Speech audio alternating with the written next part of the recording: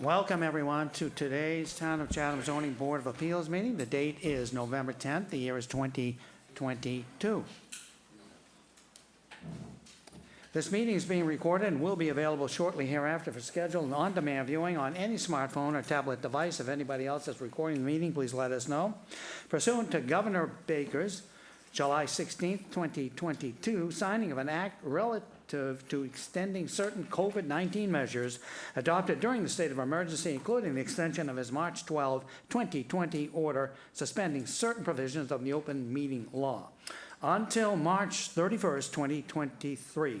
This meeting of the Chatham ZBA is being conducted via in-person and remote participation and shall afford adequate alternative means of public access via Microsoft Teams by calling the phone number 1-508-945-4410. Then you have to punch in the ID number, which is 661-467-253, and then hit the pound. Or you can join the meeting online via Microsoft Teams through the link in the posted agenda. Despite our best efforts, we may not be able to provide for real-time access, and we will post a record of this meeting on the town's website as soon as possible. In accordance with town policy, the public can speak to any issue/hearing or business item on the agenda during the meeting when recognized by the chair. To authorize this hybrid form of meeting, we need a roll call of all members. And please state your name and whether you approve or not. Buck? James M. Upson, I approve. William Grau, I approve. Paul C. Semple, I approve. David S. Nixon, I approve. David R. Thompson, I approve. And David H. Veach, I approve. I should say that if any citizen or non-board member participates in the call via the phone, please give us your name and the last four digits of your phone number for ID purposes. First of all, I think we have some minutes to approve. Paul? I will move to approve the minutes as amended for October 20, 2022. And Dave Veach seconds. Okay, and we need a vote on that, Buck? Buck approves. Paul? All votes yes? Dave Thompson, yes. Dave Veach votes yes. And I vote yes. Before we go into the meeting, there's a issue that the board has briefly discussed, and that is our meetings are running too long, and how do we kind of, clean up the act? So there's three suggestions that I'm going to throw out to the board, and we'll talk about it in length maybe next week, and if we feel it's important, we'll approve it and make it part of our policy.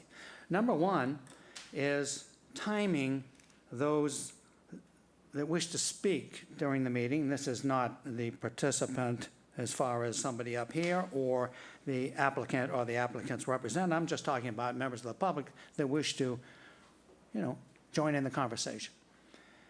And so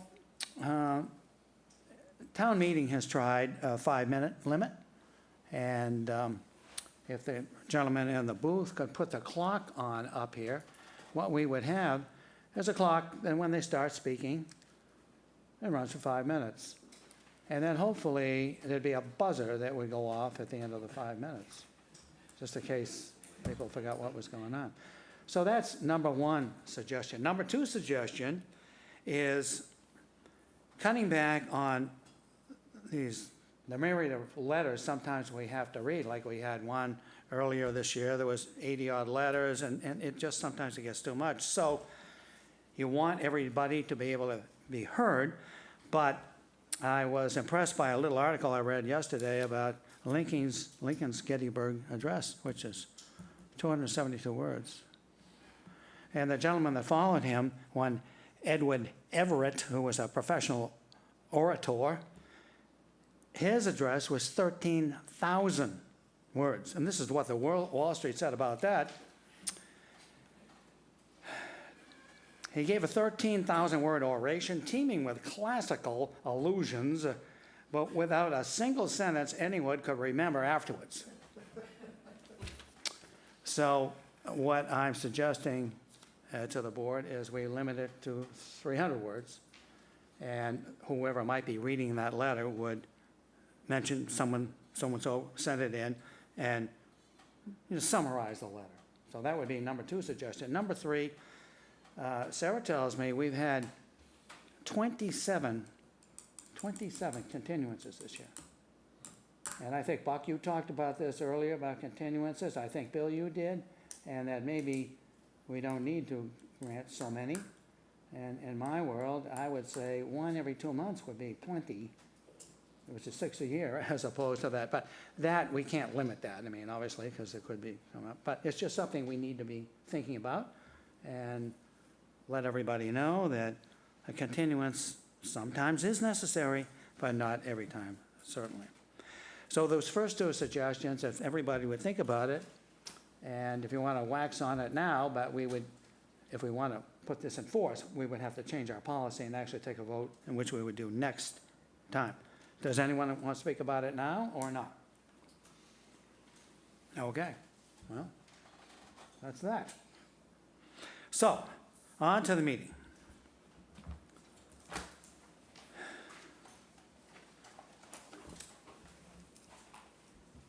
Application number 22. Mr. Chair, Yes, sir.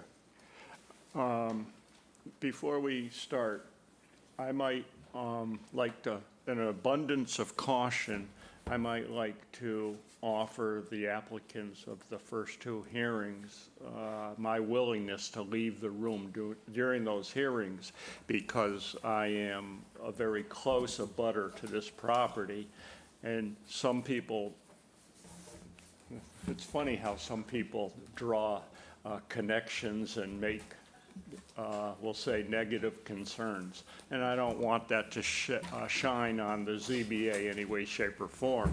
So I'm offering to recluse myself from your hearing, Okay, Mr. Ford. thank you, Buck. After they're read, then we can ask Mr. Ford and Mr. Oppenheim how they feel about that.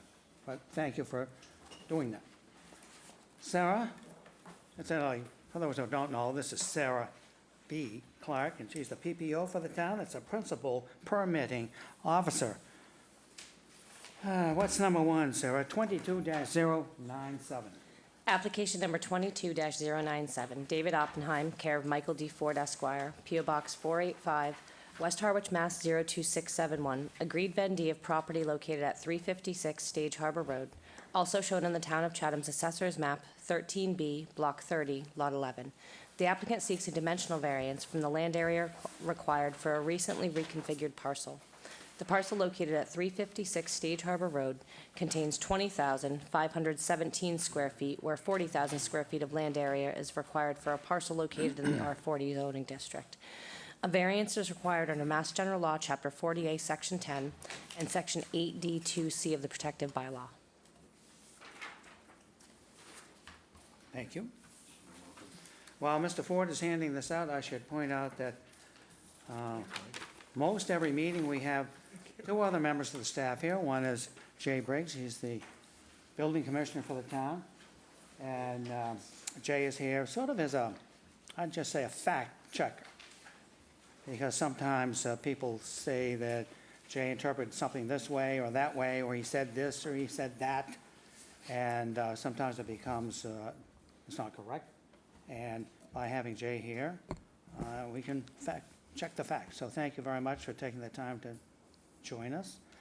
And also next to Jay is Chantel Kilkenny. She is an administration facilitator with the town of Chatham. And thank you for being here. She does our minutes and a bunch of other things. Back to you, Mr. Ford, Mr. Oppenheim. Mr. Opson has made an offer, and your answer is? So, Mr. Chairman, for the record, Attorney Mike Ford, representing the petitioner, Mr. Oppenheim, who's here with me to my right. We had an opportunity to, Mr. Oppenheim and I, prior to the meeting, to discuss this issue if it did arise. And Mr. Oppenheim has advised me to tell the board and the public that he doesn't have any objection to Mr. Upson sitting. If Mr. Upson feels that he should step back, we leave it to him to make his own decision, but we're fine proceeding with him as a regular member of the board. And I think his question was to you, so I'll stick around. yeah, stick around. And the voting today, I should point out, is Mr. Upson, Paul, myself, and these two Daves over here. Okay, Mr. Ford, floor is yours. Thank you. Mr. Chairman, the first two petitions are related, and so I think, if I may, I'm going to speak and describe the project as a whole briefly, and then focus on the variance petition first. and present that particular application, and then move on depending on how the board wants to deal with that, whether you make a decision. Obviously, that's your call as to how you divide up the decision-making. But we're here involving two pieces of property. The principal piece of property is 356 Stage Harbor Road. Mr. Oppenheim has the property under agreement. He's the named buyer in a purchase and sale agreement for that property. The owner of the property, although a title is in a trust, it's controlled by the individual who owns the house to the rear, 340 Stage Harbor. And the access to 340 is over 356. For those of you who've been to the site, you probably saw that. There is a driveway across the northerly part of the lot that accesses 340. 356 was before this board a couple of years ago on a petition to raise and replace an existing dwelling and to build a new dwelling. And indeed, a special permit was granted that allowed that to occur. And what's happened on the site, obviously if you've been out there, the demolition has occurred.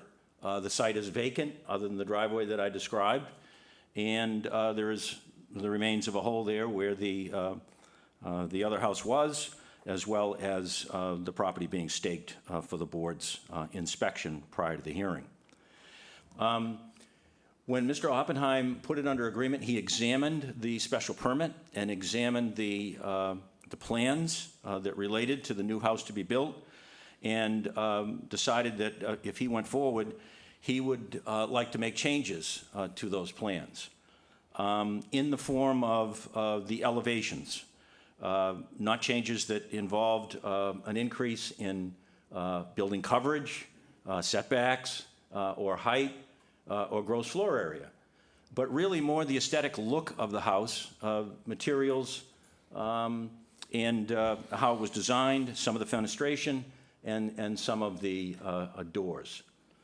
And so he had a number of discussions with staff, who was cooperative as always, and was given the direction that given the changes that he wanted to make, it was probably best, since the prior special permit was tied to that set of plans, that he bring a petition for a modification of the special permit.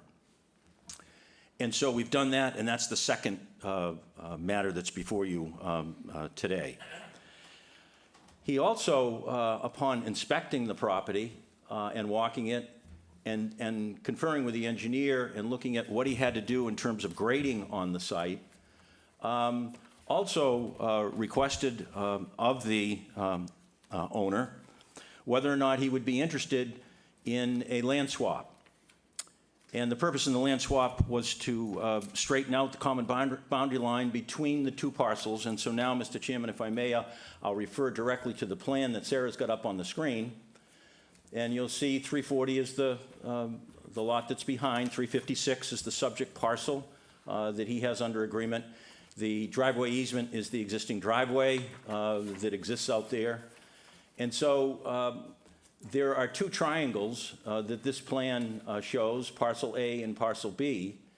And in straightening out the lot line between the two parcels, it would allow Mr. Oppenheim to grade parcel B, which kind of falls off towards 340 if you went out there and walked it. There are a couple of large trees out there. I think there were sugar maples or something when I walked out there. But there's an area where the topography rises up, and when the house is built, there is some grading that needs to be done in that particular area. It would also change what is an irregular lot line between the two lots, the common lot line between the two, straighten it out. The area of parcel A would be conveyed from Mr. Oppenheim, who would be buying 356, of which A is now a part, to the owner of 340. And that fits in nicely with the landscape plans that he would make for that lot as part of his 340 premises. So we then investigated what it would take in order to do this land swap. Equal parcels, 717 square feet apiece.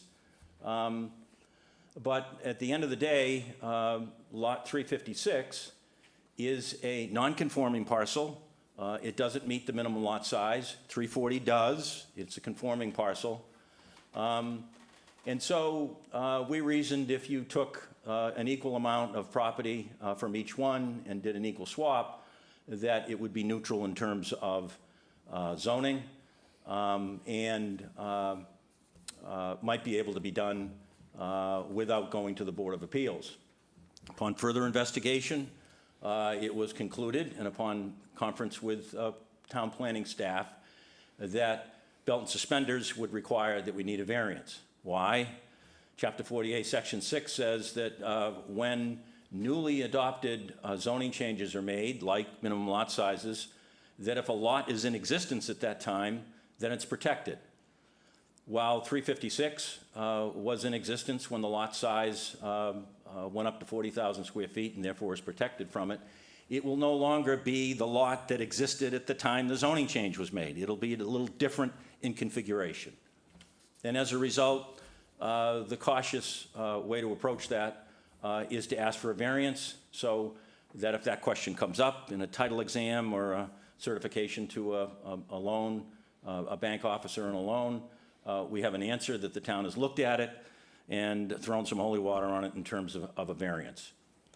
There are a number of communities on the Cape, Mr. Chairman, that I discussed with staff that have specific provisions in their bylaw that allow recombinations of lots that are adjacent to one another, provided no additional new lots are created by those recombinations. Orleans has one. Several other towns have them. They require a special permit, some of them don't. Some of them are a matter of right. There isn't any clear language in the Chatham bylaw that allows this. I'm informed that it's been done in a number of times over the years, and people have swapped equal amounts of land, and nobody thought different about it, and life has gone on. But I think this is the proper way to do it. I know it puts us in a situation when we need to apply for variance, and the variance criteria under Chapter 48, Section 10 is a rigorous criteria, but I think if we take a moment, I can walk through the criteria, and I think there is variance conditions here that the board could rely on if they see fit to grant the variance, recognizing that the state of the law in Massachusetts is that no one's entitled to a variance, and we understand that. So the three-pronged criteria for a variance is, first, you got to have something related to the shape, soil conditions, or topography of the land or the structures on the land, such that if you apply the bylaw literally, it creates a hardship. So what do we have here? I respectfully suggest we have an irregular shape. It's a unique shape. I took a look at all of the lots along Stage Harbor Road when the road was laid out. The common lot line now is heading down in one direction, then goes back up in the other. It's the only lot I found on all of the street that had that kind of irregular shape.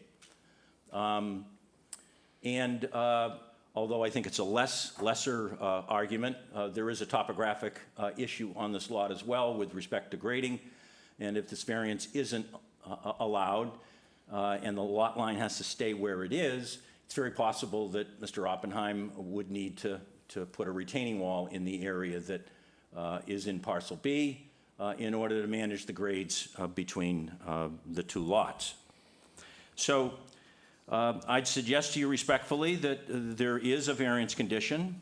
It's a unique shape, and the parties in interest, which are Mr. Oppenheim as the agreed buyer and the owner of 340, have agreed to a land swap to address the issue of the irregular common lot line. And if the variance is granted, they would switch the two parcels, 717 square feet each. 356 would remain the same size as would 340. However, since 356, as I've indicated, is undersized, a recombination of those lots can't occur without triggering the need for the variance relief, thus the hardship. So I know I've mentioned in the past that there are a line of cases that would suggest that this board can require a degree of hardship that fits the situation of the variance.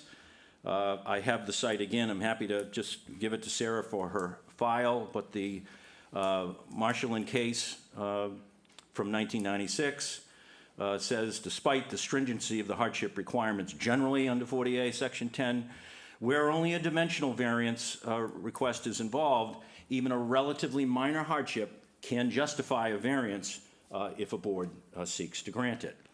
So you may look upon the hardship conditions here as minor. I would suggest they probably are. I'm not going to make them more than they are, but it seems to me one that fits. So that's the first prong. Second prong is that we've got to show, and these are conjunctive, we've got to meet all three of these prongs. The second one is that desirable relief can be granted without substantial detriment to the public good.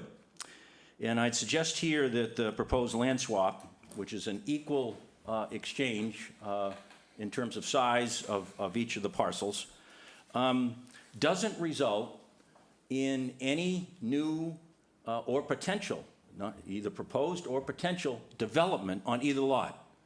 So neither side is gaining anything in terms of development rights. Generally, if you look at a variance, somewhere in all of that, the variance is needed to be able to do something, whether it's a little more building coverage, a little more lot size, a little more height, setback.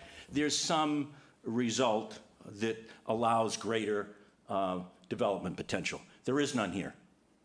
The development potential has already been set by the special permit, and 340 isn't going to gain anything as a result of this because they're giving away the same amount of land that they're getting. Therefore, I'd suggest respectfully that if you grant this variance and allow the land swap, it won't result in substantial detriment to the public good. Third, we've got to show that the grant of the variance doesn't nullify or substantially derogate from the intent and purpose of the bylaw. I'd suggest here that the grant of this variance doesn't result, again, as I mentioned under the public good argument, any additional development to occur on either parcel. It's funny, it's really zoning neutral is the description that I've come up with the land swap. You very rarely see this. It's more of a technicality. Frankly, it's a belt and suspenders. And I think when you have these unique circumstances, the bylaw under section 8D2C contemplates a grant of a variance where these type of unique circumstances exist. So while I certainly can't suggest to you that you're compelled to grant the variance, you're not. It's entirely up to you. It's discretionary. I think there are facts before you which you can find where we meet the three in this particular case and could grant the variance. This plan has been before the planning board. It's been endorsed as an A&R plan. Obviously, we haven't recorded it pending the outcome of the zoning proceedings here this afternoon. And so, but I did want to tell you that has gone to the planning board. We've explained all of this and they've endorsed the plan, knowing that we were going to come here and ask for the variance request. So I'll stop there, Mr. Chairman, before I get into the special permit to see whether you want to have your board discuss, vote, ask questions, whatever on the variance portion, or whether you want us to put the rest of the project in at the same time. No, I think we'll take them separately. Okay. So thank you for your presentation. I'll ask if there's anyone here on Microsoft Teams that wishes to speak in favor of this, to please indicate now you would like to speak.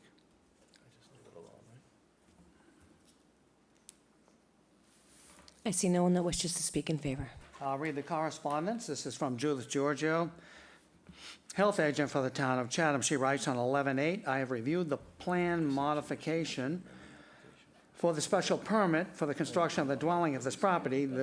So she's really talking about the special permit and not this in particular. So I won't even read that until the next time around. Okay, is there anyone who wishes to speak against this or has a specific question, either here or on Microsoft Teams? If so, please indicate you'd like to join the meeting.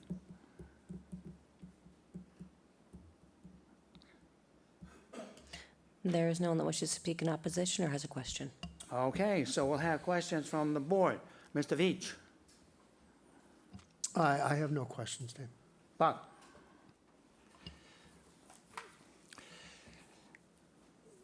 So, Mr. Ford, I'm concerned that it's confused that you're asking for two things, the variance and the special permit. I don't understand, I'd like you to explain why you couldn't do the variance at some other time. Make the application for the special permit and move on, and then at some other time, do the variance. I don't understand why the two are related. Well, the two are related, and certainly Mr. Oppenheim can jump in here, but the two are related in that when the two parties got together and put together the deal, they investigated the common boundary line and what made sense in terms of the two lots. And so that became an integral part of the proposal of Mr. Oppenheim buying the property. So where that needed variance relief, it made little sense not to bring it before the board, lay it out, show the whole project, everything we wanted at one time, so that we didn't segment the development, come forward with just changing the elevations, and then show up later and say, well, now we want a variance. We think it's the right thing to do to put the whole project before the board at one time. It just so happens that the swap needs the variance relief. It's very common to bring both the variance and special permit petition at the same time. So if the variance was not allowed, would you still have plans to go forward for the special permit? I'll let Mr. Oppenheim respond to that. I think the answer is we would probably proceed with the special permit. I can't honestly say whether we would proceed with the purchase, even if the special permit was granted. And the reason for that, and the reason I think Mike was explaining it from a legal standpoint, in approaching, I mean, you've all seen the original plans, and I'm not going to make any detrimental comments or something. I mean, it was designed at a particular time for particular people. When I looked at the original plans, I thought the size of the house was great and the roof lines were great, but let's just say I thought it was a little much, I guess would be a polite way to say. So the whole idea was to simplify the plans and make them, we're right across from the Atwood House, and keep it more in keeping with the neighborhood. And that goes to the landscaping also, and having the jogged line, especially if you could put the plan back up for a second, that southwest, I guess, which is parcel A, I want to have basically a level backyard, and parcel A wouldn't fit in at all because of the jogging, and it makes more sense to go with Mr. Kennedy's house in back 340 because it's the proximity to his house. On the other side, as you all know, along the back side, there's some wonderful trees, elm trees and maple trees.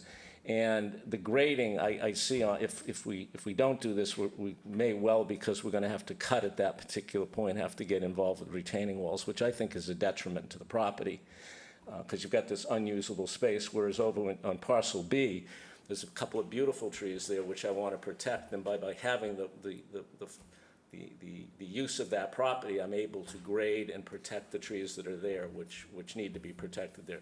You don't see trees that often that are that big. So it just makes it a nice, clean backyard. It cleans up the whole thing. We're already dealing with, and this is one of my hesitations, and even to put the property under agreement, is since you granted the original, I think I'm correct on this, since you granted the original special permit, the new driveway was put in, and it's there, and I saw it, and I wanted to make sure I had be comfortable that that wasn't going to affect the usability of the property. I've come to terms with that, but I think making it a more conforming lot in terms of shape is a much better plan for landscaping, for grading, and quite frankly, for presence in the neighborhood. Thank you.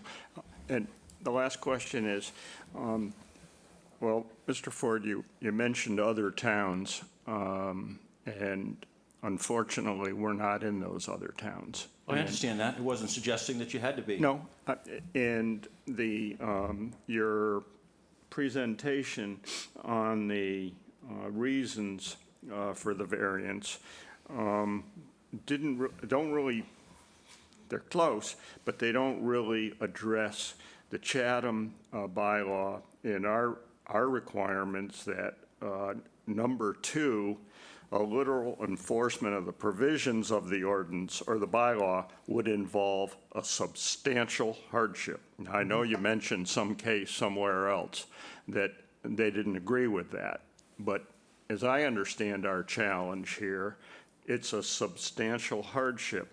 And I'm not I think I heard you say that you weren't going to argue that it was this straightening of the line was a substantial hardship. I think you said,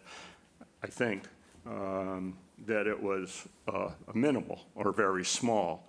So I would like you to respond to the fact that right at the moment, I'm not sure you have convinced me that this is a substantial hardship.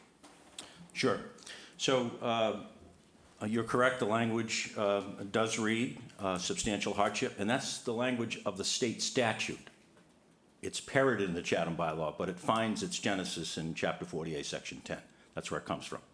So when I give you a case, it's a case that the courts have looked at interpreting Chapter 48, Section 10, which is the same language as the language in the Chatham bylaw. And in that case, the court said, notwithstanding the language of Section 10, substantial hardship, a Board of Appeals could grant a variance if it was a dimensional variance only, not a use variance, on less of a hardship. In other words, the degree of hardship that needed to be shown was less for a court to uphold the variance decision by the board. So that's how that's all related. And the case is related because 48 Section 10 is the exact same language you have in your bylaw. That comes out of the state statute. Thank you. Bill? Can you tell me a little bit about the history of the original subdivision of this property and Sure. why that line was drawn the way it was? I'm not sure I can tell you why the line was drawn the way it was. I will tell you, and I may even have copies of the plans, thinking that this issue might come up. They come out of 2 different chains of title. In other words, the back piece where 340 is was joined to other land to the south, other lands to the south. And this piece comes out of a different chain of title, our piece. And if I can find those back plans from the title exam, I can show that to you. Here they are. May I just show him a plan? So here's our lot on the road layout here. Mr. Ford, you can't talk, please. Sorry. I'll give you all these plans and then I'll get back to the microphone. I apologize, Mr. Chairman, I don't have multiple sets, but perhaps they could be passed around. So the first plan I showed you was a plan recorded at 535, page 53 at the Registry of Deeds. And you can see our parcel on there, the irregularly shaped parcel along Stage Harbor Road. And 340 is part of that larger piece that goes to the back. You follow me on that? Yep. Okay.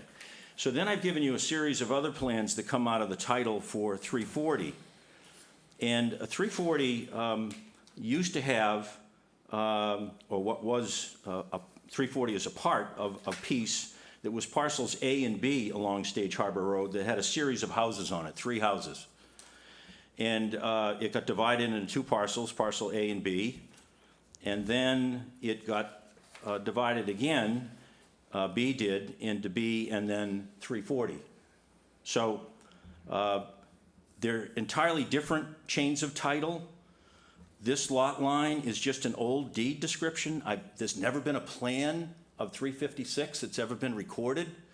That lot line, the irregular lot line, is the result of the description in the deed, and that's how it's been laid out. We will be recording the A&R plan, so we'll now have a plan on record. But there was no relationship between the 2 titles. 340 comes out of a different subdivision. 356 was a piece by itself. I hope that answers that. Second question. The driveway easement, why, it looks like they created a pipe stem there for access to the back. Why isn't that used? Is there some reason why that wasn't used? I don't know. I mean, that was a decision made by the owner of 340 to move his driveway over there. The pipe stem, as you've described it, is access to other houses that are part of that larger lot that got subdivided. And I think he wanted the driveway to be exclusive to enter into his house. And he's the current owner of 356? He's the current owner of 340 and 356 that Mr. Oppenheim has a purchase and sale agreement with for purchasing 356. I can't answer that if I'm allowed to. Am I allowed to?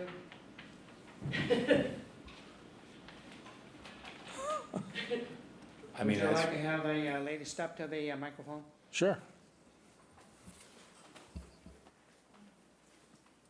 So just tell us who you are. Hi, I am Kristen Muller. I am the Realtor for the potential sale of the lot. I represent the owner of 340, who is possibly selling 356 to Mr. Oppenheim.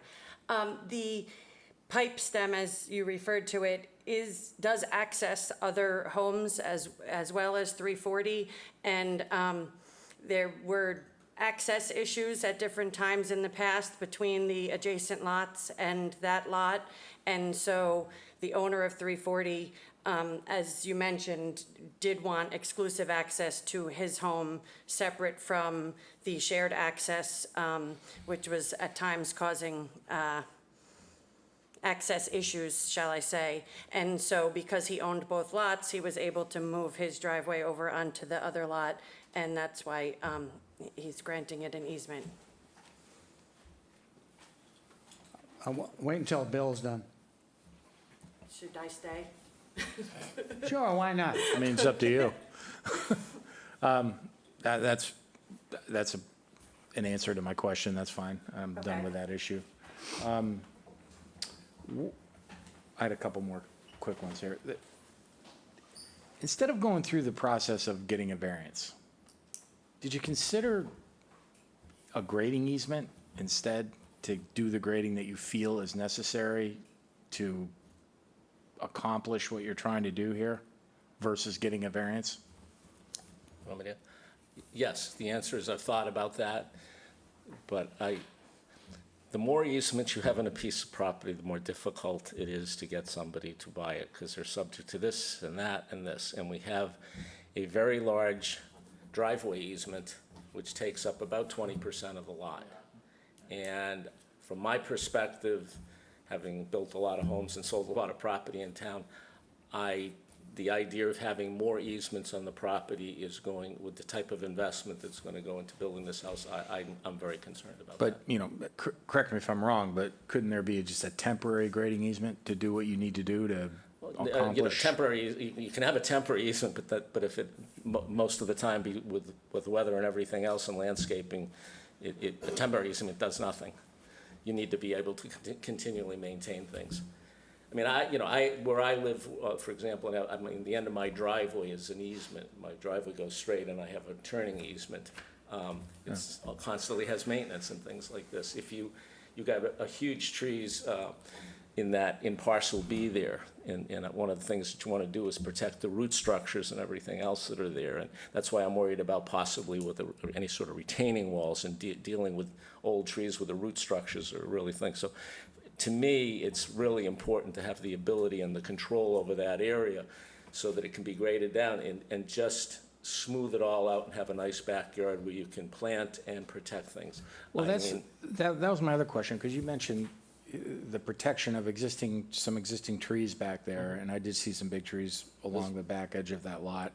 How does this protect those trees?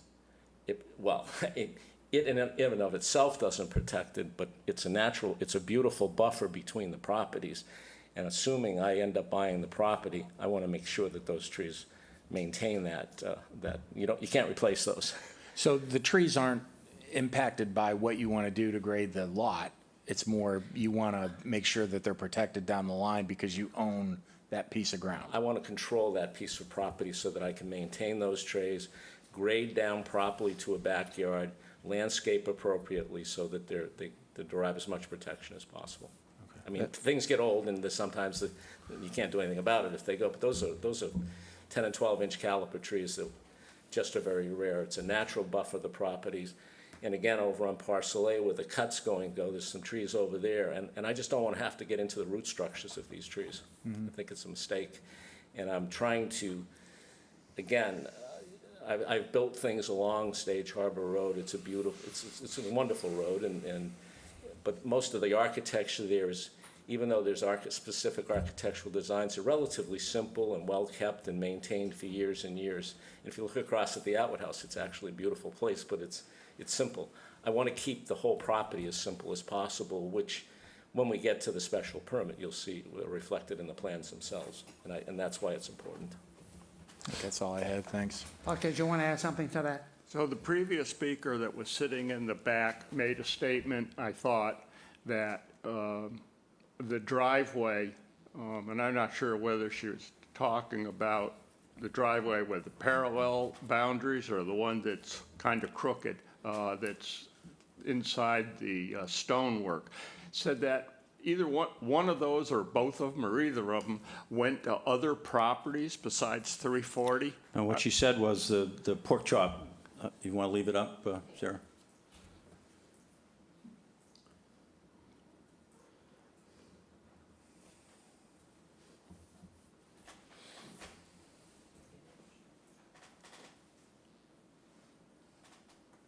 So I think what you said, Mr. Upson, was that the pork chop, where she has a little hand now, Thank you. there's a driveway in there that goes to another property. That's what she said. Thank you.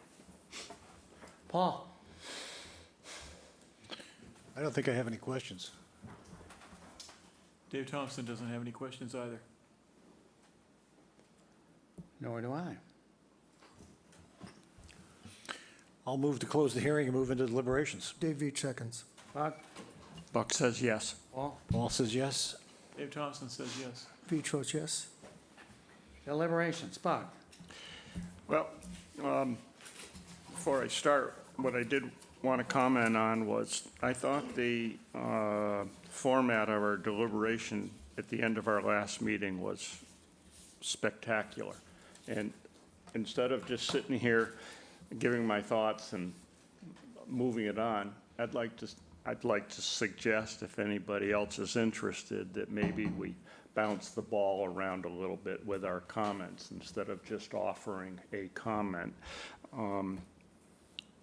My thoughts on it are that the house, I see the variance as a problem, and that the special permit, and I'm only mentioning it because the applicant kind of presented the two at one time, and I think the special permit is not a big problem at all. And I don't see why we have to do the variance now. I'm having trouble with substantial hardship and saving some trees. It might be fine, and I'd love to hear other comments. Bill? Yeah, I mean, I can understand in a perfect world or an easy description world or whatever, that this makes sense to do, that the line, to square that line off, it certainly appears to make some sense. When you have to meet these criteria, and I was gonna say something that Buck brought up, but, what you stated in your handout doesn't really jive with number 2 of the criteria that we're supposed to follow. And, you say that desirable relief may be granted without substantial detriment to the public good.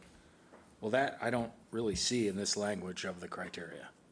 And it says a literal enforcement of the provisions would involve substantial hardship, financial or otherwise, to the petitioner. I don't see where you meet that here. And while I think it's a good idea to maybe alter that line, I just don't think that you meet that criteria, and I would be hard pressed to support it. Paul? Well, I think that the plan for the property and for preserving the landscaping and doing what you want to do is an excellent idea. And I guess where I come out with the variance request is that I think it's difficult to have this fit a variance criteria, in part because the hardship, to the extent it exists, is not of the level that I would normally expect with respect to a variance. I think where we should be at, frankly, is if the town does not have a bylaw which would allow for adjustments like this, which it seems to me makes sense, then we should go to a situation where we adopt such a change in the bylaws so that it's consistent with some of the other towns that have it. But absent that kind of change to the bylaw, I have difficulty seeing how this would rise to the level of a variance. Dave T. Well, I'm going to use something called common sense. I know I'm going to be struck down for that. And I'm at the point, well, make your best shot, boys and girls. It's common sense to do something like this. We did this with our own property. We gave a little. Our next door neighbor gave a little. It's worked out very well for 30 years. I'm in favor of doing business like this. So you have my vote. Thank you. Dave Veach. Well, I thought that Attorney Ford's presentation and his arguments, I'm swayed by those. There's certainly think that the concerns with respect to the grading and saving the trees are something that I don't think we see enough of that in this town, honestly, on developed properties. And so I'm pleased to hear that. And I think that I can go along that, yes, perhaps some of the, Mr. Ford talked about other towns and case law and things that aren't in Chatham, but I don't have a problem with, I have examples that other towns will allow this kind of thing. That's important information for me. And that the courts, and at least the case he cited, have shown that we can be somewhat measure our hardship to the situation. And so I can, with a fairly clear conscience, support this. I know it's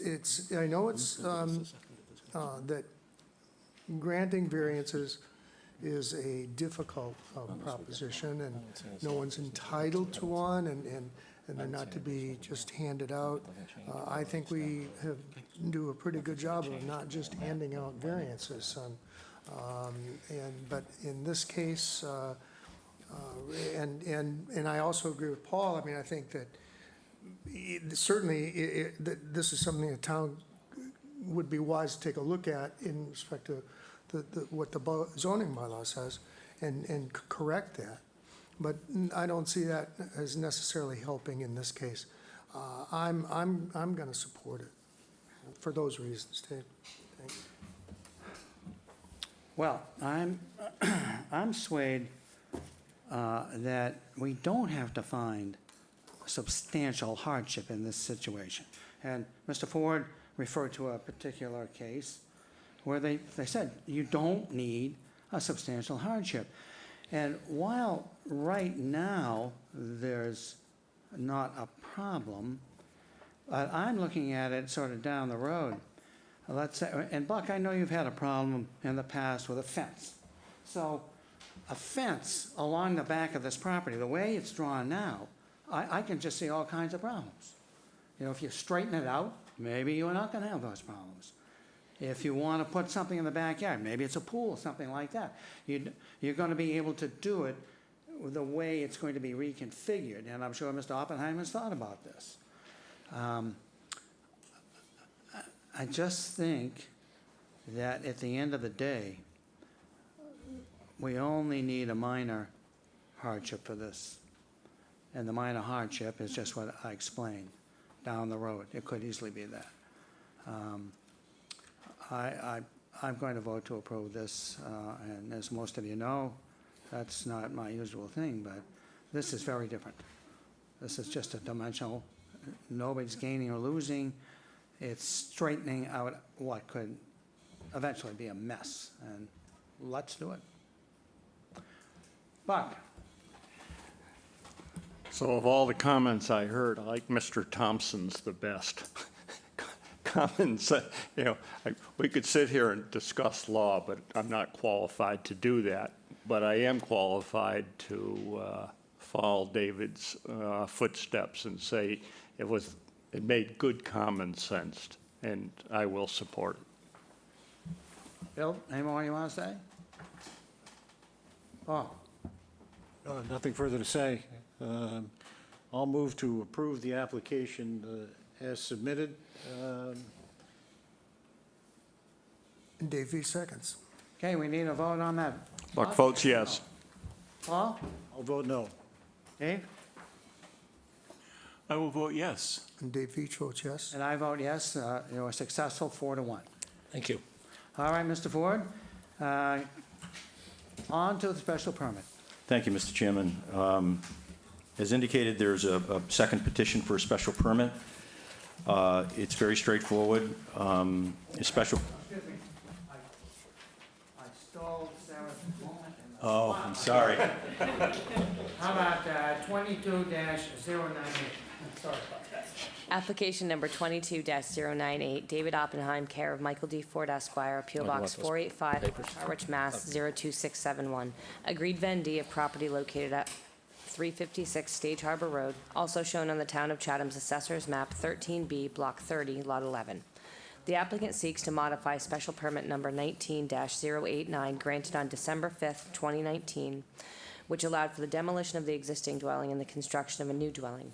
The applicant now seeks to modify this special permit to allow for an alternate design and floor plans. The approved building coverage will remain 2,849 square feet, where 2,850 square feet is the maximum allowed. The lot contains 20,517 square feet in the R40 zoning district. A special permit is required under Mass General Law, Chapter 40A, Section 6, and Sections 6 and 9, and Sections 5B and 8D2B of the protective bylaw.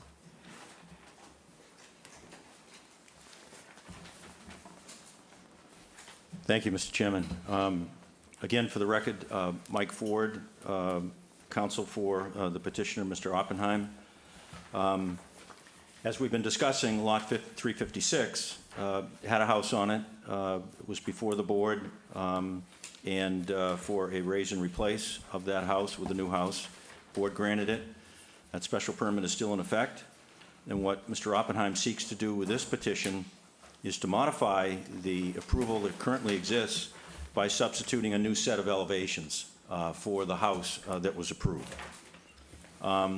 Before I turn to Mr. Oppenheim to quickly walk you through the new elevations, I will tell you that there is no change in building coverage, there's no change in the setbacks, there's no change in the height, and there's no change in the gross floor area.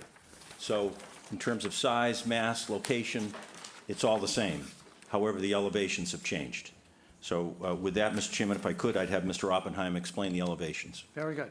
Okay, essentially, as I said, my understanding is this was designed for the present owner's family in some fashion and meeting their needs. I thought the roof lines were fine and the size of the house is fine.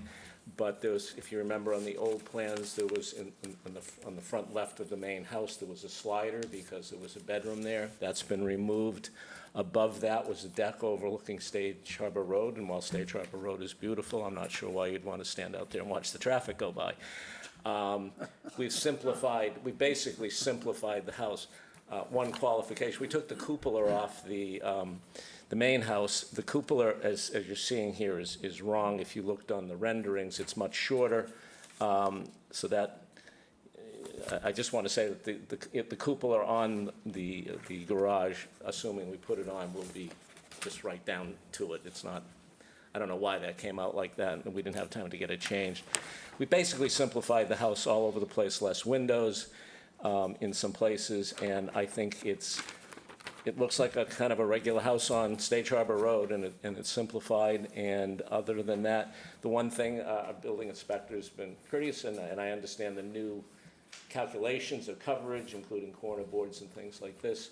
So prior to our final adjustments of the plans for building, we will make the appropriate adjustments by maybe shrinking a little bit here and there, just to get, so we don't have any problems with corner boards and put anybody in an awkward position. But that will be, the engineer and the architect will figure that out, and we'll make sure we're under because we're right at it at this point. So whether it's 40 square feet or something, that can be done by taking a couple feet off the garage or shrinking the porch slightly, things like that. So we're aware of that. I'd rather answer any questions, because I think the front of it speaks for itself, and that's really what in the gable ends. I don't think you're that concerned with the rear, but we've changed that dramatically also. It's just a simpler house. There's the gables. Yeah, there's the gables, as you can see. It's very simple. It's 2/1 windows everywhere. We meet all the setbacks and anything for things like condensers, et cetera. There's no issues with anything like that. And quite frankly, our hope is to, if this goes through, is to be able to start this thing first of the year and get it up, and at least through landscaping before the season. So we're working. It's gonna, it takes a long time to build a house now. And again, it's a nice size house. I think it's a little less than 3,000 square feet above ground, and so that's it. And I'm certainly happy to answer any questions. But I think if you compare the two plans, you'll see that especially in the renderings, you see that it's a much simpler looking house, and I think it's much more compatible with Stage Harbor Road. Thank you. Mr. Ford, I don't think you have to go through all of the I was hoping that you criteria. would say that. Why don't you just give us your synopsis at the end? But particularly in the spirit of moving meetings along, as you Yes. suggested at the beginning. I will tell you, just as an aside, and I'll talk to you more about it when I get an opportunity. I went to a zoning board of appeals meeting in New Bedford, and when you start, they start a timer. This is for the petitioner. They start a timer, the bell goes off in 10 minutes, that's it. So there's all kinds of ways to run meetings. I will tell you that meeting, I did manage to talk, however, for over an hour. So there are ways to even get around bells, I guess. And he's not allowed there anymore. That's the problem. That's the problem. Anyway, So with respect to the criteria, I did submit them for your consideration.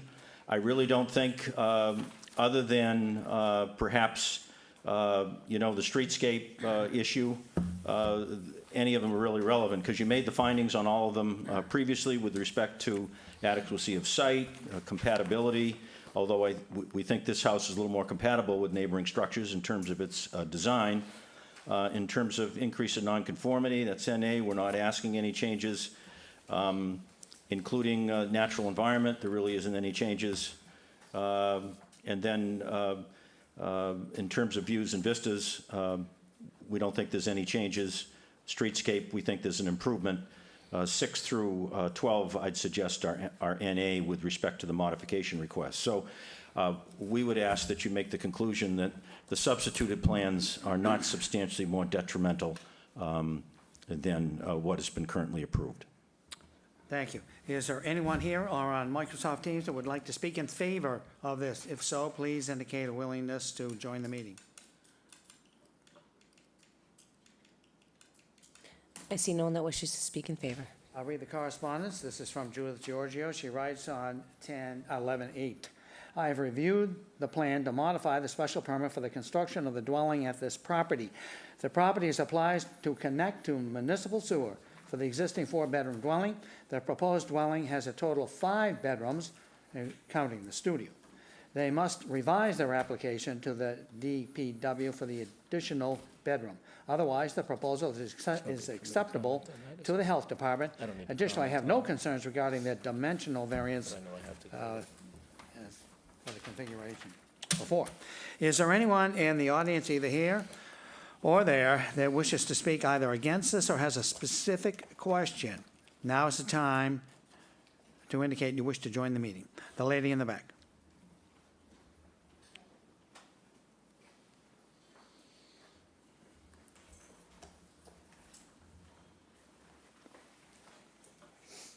I live on Stage Harbor Road, and I think the plan looks great. Thank you. Much better than the last one. I just have one question. I'm sorry, I didn't catch your name? Ann Timpson, Okay, thank you. 396 Stage Harbor Road. Thank you. I just had, the one question I have is, it looks as if there's a bedroom in the garage. Is that the case? On the plan, it shows a studio, and we recognize that if we want to get the bedroom over the garage, the fifth bedroom, which Judy Giorgio points out, we will have to go to the Water and Sewer Commissioners and ask for increase, which are allowed with their permission because it's going on sewer. The previous house apparently was 4 bedrooms. We haven't done that yet because we didn't know if we were getting the lot. So once we do it, we will likely go before the Board of Water Sewer Commissioners and ask for that to be a legal 5th bedroom. So a studio is considered a bedroom. That's the trigger. But isn't this kind of like a guest house? I mean, I'm having It's a- trouble seeing the It's a difference. guest bedroom, just over the garage. Okay, so there were 4 bedrooms in the Spencer house, so you're just doing 4 bedrooms in your In design? the main house will have 4, and then there'll be guest quarters above the garage. Not with kitchens or anything, just the Thank you, bedroom. thank you. And Mr. Chairman, I neglected to mention that the prior special permit did allow 5 bedrooms. Is there anyone else who has a specific question? The lady in the back.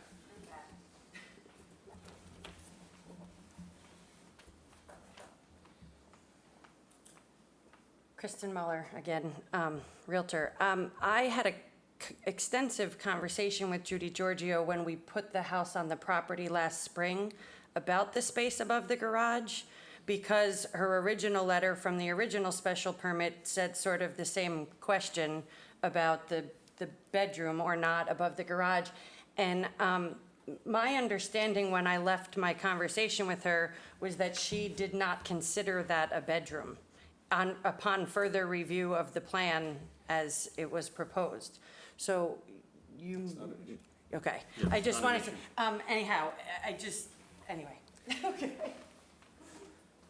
We understand Judy Giorgio's concerns, and we'll address them appropriately. Okay. Is there anyone else? Okay. There is no one else. Questions from the board? Bill? No questions. Paul? I have no questions. Dave Thompson, no questions. I have no questions, Dave. No questions. My only question really is a concern. You did a great job of getting rid of the cupola on the house, but the one that you've left on the garage, would you consider also eliminating that? If it pleased the board that disappeared, we could probably work with that, yes. Well, it might please me. I'm not too sure about the rest of the Well, board, but. I have no I'm sorry that the elevation shows, because if you look again on Yeah. the renderings, it's this high, not this high. Yeah, and that, it really paints a bad picture, right? Okay, well, thank you. I accept your offer. Yep. Thank you. All right. I'll move to close the hearing and move into deliberations. Dave Veach seconds. Buck says yes. Paul says yes. Dave Thompson says yes. Dave I Veach say votes yes. Okay. Deliberations. Paul? I think the new design is a definite improvement over what was previously proposed, and I like the plans for how this would be developed with a simple clarification. So I think you've really done a good job along those lines, and I will, it's certainly not substantially more detrimental. I will support it. Dave T. The plans are fantastic. It's going to look great across from the old Atwood House. And in that section of town, as always, Mr. Oppenheim does a perfect job. And needless to say, I will support it. Mr. Veach? Yeah, it meets all of our applicable criteria. I don't remember the one that we that we approved before, but Dave's description of a slider on the front and a balcony on the side, I mean, this is so much better. I thank you for that. It's definitely an improvement. I see it as fitting perfectly into that streetscape, and I will enthusiastically support it. Buck? Meets all our criteria, and it's certainly not substantially more detrimental, and I'll support it. Bill? And I would agree with everyone's comments. It's a nice-looking plan, and I think it's going to be a good addition to the neighborhood. Paul, what do you think about conditions? Well, I guess we'll ask the question, do you see any difficulty in containing all the working people on site? No. And your intention, I guess, is to try and get this substantially done prior to the beginning of the season? Yeah, our goal would be, and I think this is realistic, because we get it up, framed, graded, if not fully landscaped, the ground cover on, and then we would be working inside primarily through, and I think that can be done certainly by mid-May, June 1st, because I've checked with the builder, and we've got everything lined up, assuming we'd basically be starting right after the first of the year. So under those circumstances, would you have any objection to our standard conditions, which would be that there would be between June 30th and Labor Day, no exterior construction would be allowed, that no work would be permitted on weekends, and construction activity would be between 8 a.m. and 5 p.m. only? No, I mean, I guess my only question on that is, there may be odds and ends that have to be done outside, whether it's plumbing or putting, if you're working inside and you have to put the vents on the outside, I assume reasonableness is some level of reasonableness. Our building commissioner is extremely reasonable person. No, I mean, we will have this thing up in tight to weather, which is the bulk of the outside work, but I certainly would like to be able to continue landscaping. I don't know if that's considered it. The hours and everything, I have absolutely no problem with. And all construction activity and vehicles would be contained on site or at a neighboring property with the permission of the lot That's property also owner? fine. Well, I'll move to approve the application as submitted with those conditions, and I would, I guess, add, as I noticed that Mr. Ford has added, that the petitioner requests a further new two-year permit expiration date from this modification to give them time to move forward with the project. I don't know whether that's necessary, but to the extent it is, I would say that's part of my motion. All right, Great. Thank you. all right, good. Can I just, before I second, just put out that I noted, and on Sarah's note, that we didn't impose any conditions on the previous special permit. I'm not sure how or why that happened. And I could certainly go along with what Paul's proposing, but I'm not sure that Stage Harbor Road it's not a cul-de-sac type neighborhood where a lot of people are going to be disturbed by construction activity. I'm not sure that limiting exterior construction during the summer months is necessary in that location. I'm just going to throw that out there. We could certainly do the timing thing and the most important thing our first force is all activity and vehicles contained on the site. Then we get into exterior construction activity in the summer. I don't know that this is a location where we really need to impose that. May I ask a clarification on the condition? I know it was the 8 o'clock, and that's fine. And was it no work outside over the weekend or anywhere on the weekend? Anyway, I think Yeah, I would actually prefer that, if it's okay, I would prefer that people would be able to work inside. It's very hard getting people, and a lot of time people like to work on Saturdays, especially if you're lucky enough to find a tile person. They might like to continue working on a Saturday inside. That's certainly not going to disturb anybody. So if you would consider modifying that no exterior work would be done, except on Monday through Saturdays, not on Sundays, I'm fine with that. Would Well- be great. let's ask a neighbor. Unfortunately, I have to object to all that. We sit here And we put all these restrictions on 90%. And some people say, well, I don't like it, and I think I've heard, well, that's the way it is. There's a lot of people on Stage Harbor that are only there in the summertime. And I don't think it's right to justify changing the conditions because we're not on a cul-de-sac. Whether it's 3 houses or 30 houses, there's some people that are paying a hell of a lot of taxes for 8 weeks worth of paradise and listening to nail guns and trucks, and we got enough trucks on that street, and especially in the summertime. So I can't support it. And I agree with Buck. I'm fine with it. Okay? Yeah, Okay. you know, All right. I guess we'll leave the conditions as I stated them. Yes. That's fine. So I'll move to approve the application on that basis. Dave Veach seconds. So we need a vote. Buck? Buck votes yes. Paul votes yes. Dave Thompson votes yes. Dave Veach I votes vote yes. That's a unanimous vote. Thank you, gentlemen. Thank you very much.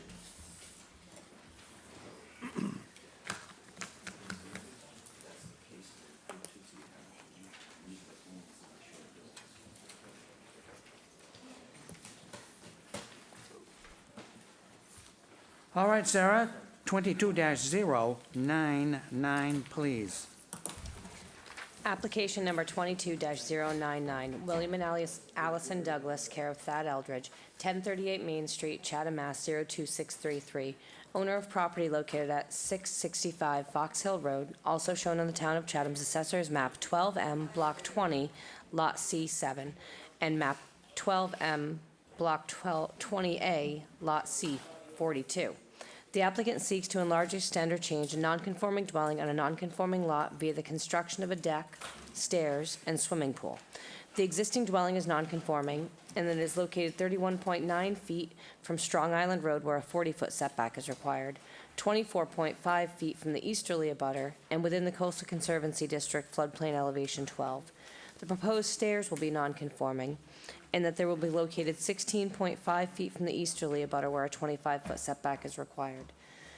The deck, stairs, and swimming pool will be nonconforming, and that they will be located within the Coastal Conservancy District where a 50-foot setback is required. Also proposed is the installation of an unpaved path, a seasonal kayak rack, and at-grade steps and elevated stairs as allowed by special permit under Section 4A3A of the Protective Bylaw.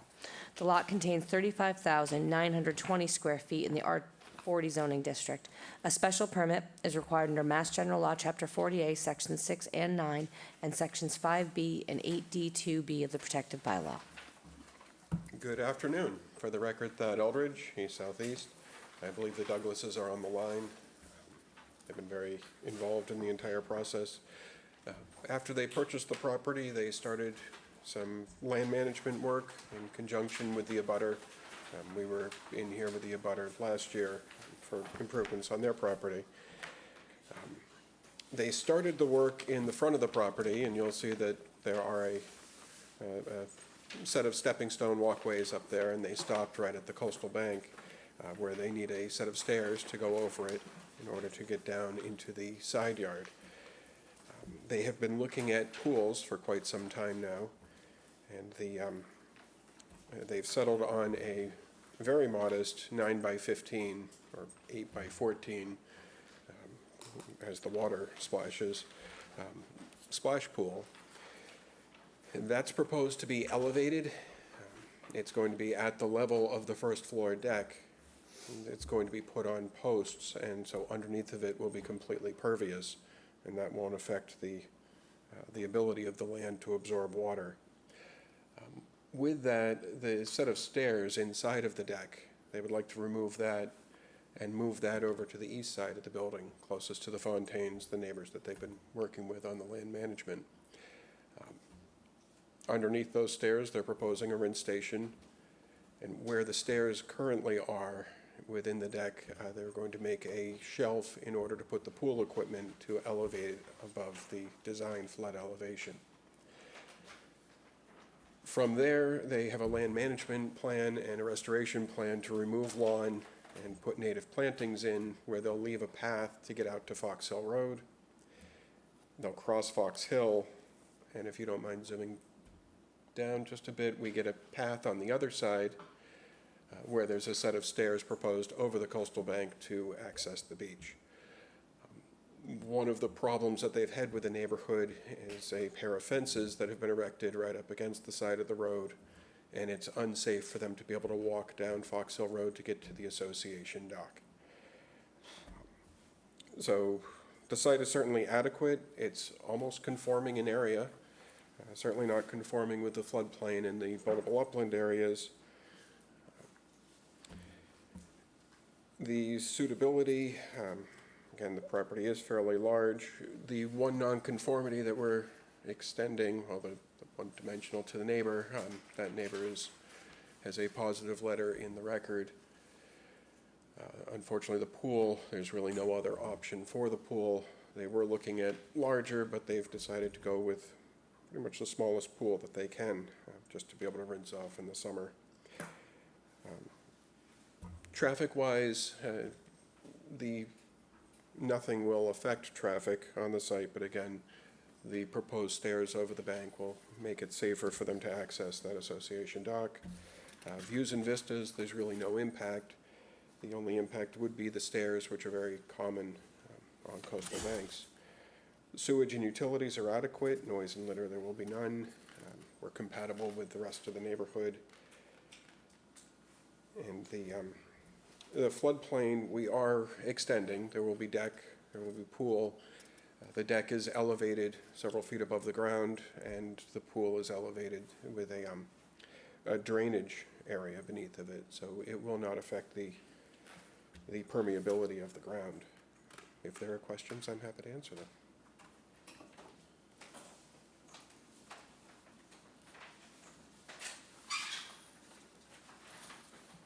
Thank you. Is there anyone here, well, perhaps not, on Microsoft Teams that wishes to speak in favor of this application? If so, please indicate you'd like to join the meeting. There's no one that wishes to speak in favor. So I'll read the correspondence. This is an email. It's from Nikki Smith, the conservation agent for the town of Chatham. She writes on November 10th, the project at 665 Fox Hill Road has been approved and received an order of conditions. The order still needs to be recorded at the Registry of Deeds. Then we have an email. This is from Judith Giorgio, Board of Health. On 11/8, I've reviewed the plan to build a swimming pool, decking, and stairs. The change does not increase the sewage flow at the property, nor does it encroach on the existing septic, nor do I have any objections or concerns regarding the proposed path and kayak rack. And then we have a note from Christine McCarthy, and she's the collections assistant for the town of Chatham. She writes on November 2nd, attached you will find a balance statement for FY23 personal property taxes owned by William and Allison Douglas. They're scheduled to go before the ZBA. And the statement shows that they owe $28.52. We'll get that taken care of. I hope so. Okay, thank you. And then we have an email. This is from Maureen Sullivan and Thomas Fontaine. They're at 48 Strong Island. They write on October 27th, we are abutters and are in full support of their application that is up for you on the 10th. That's the extent of the correspondence. Is there anyone on Microsoft Teams that wishes to either speak against or has a specific question of this application? If so, indicate now you'd like to join. I see no one that wishes to speak in opposition or has a question. Okay, we'll have questions from the board. Mr. Thompson. Thank you, Mr. Nixon. I have no questions for Mr. Eldridge. Mr. Beach. I have no questions, Dave. Buck has no question. Bill. No questions. No questions. I have none. I'll move to close the hearing and move into deliberations. Dave Veach seconds. Vote. Buck votes yes. All votes yes. Dave votes yes. Dave Veach votes yes. Okay, and I vote yes. Deliberations. Dave Veach. This is not substantially more detrimental to the neighborhood. I think that It meets all of the applicable criteria. I think that, especially the stairs over the bank is always an improvement. Kayak racks are an improvement in that area, and I think it's a nice-looking project, and we'll support it. Before I offer my comments, I want to salute the applicant's representative. It was a very, very wonderful presentation, and I don't think it took 5 minutes. Thank you. The proposed project certainly meets all of our criteria, and in no way is it substantially detrimental to the neighborhood, and conservation already has blessed it, so I will too. Bill? I would agree fully and would support it at voting. And I agree with all the prior comments as well. Dave Thompson? Dave Thompson agrees with all prior comments, and I will support. I started, Yeah. so I'm in support. Yeah. All right, yeah. All right, I'll move to close the hearing and move into deliberations. And Dave Veach We've seconds. already done that, haven't we? Wait, no. We did that. I always get racked up. All right, I'll move to approve the application as submitted.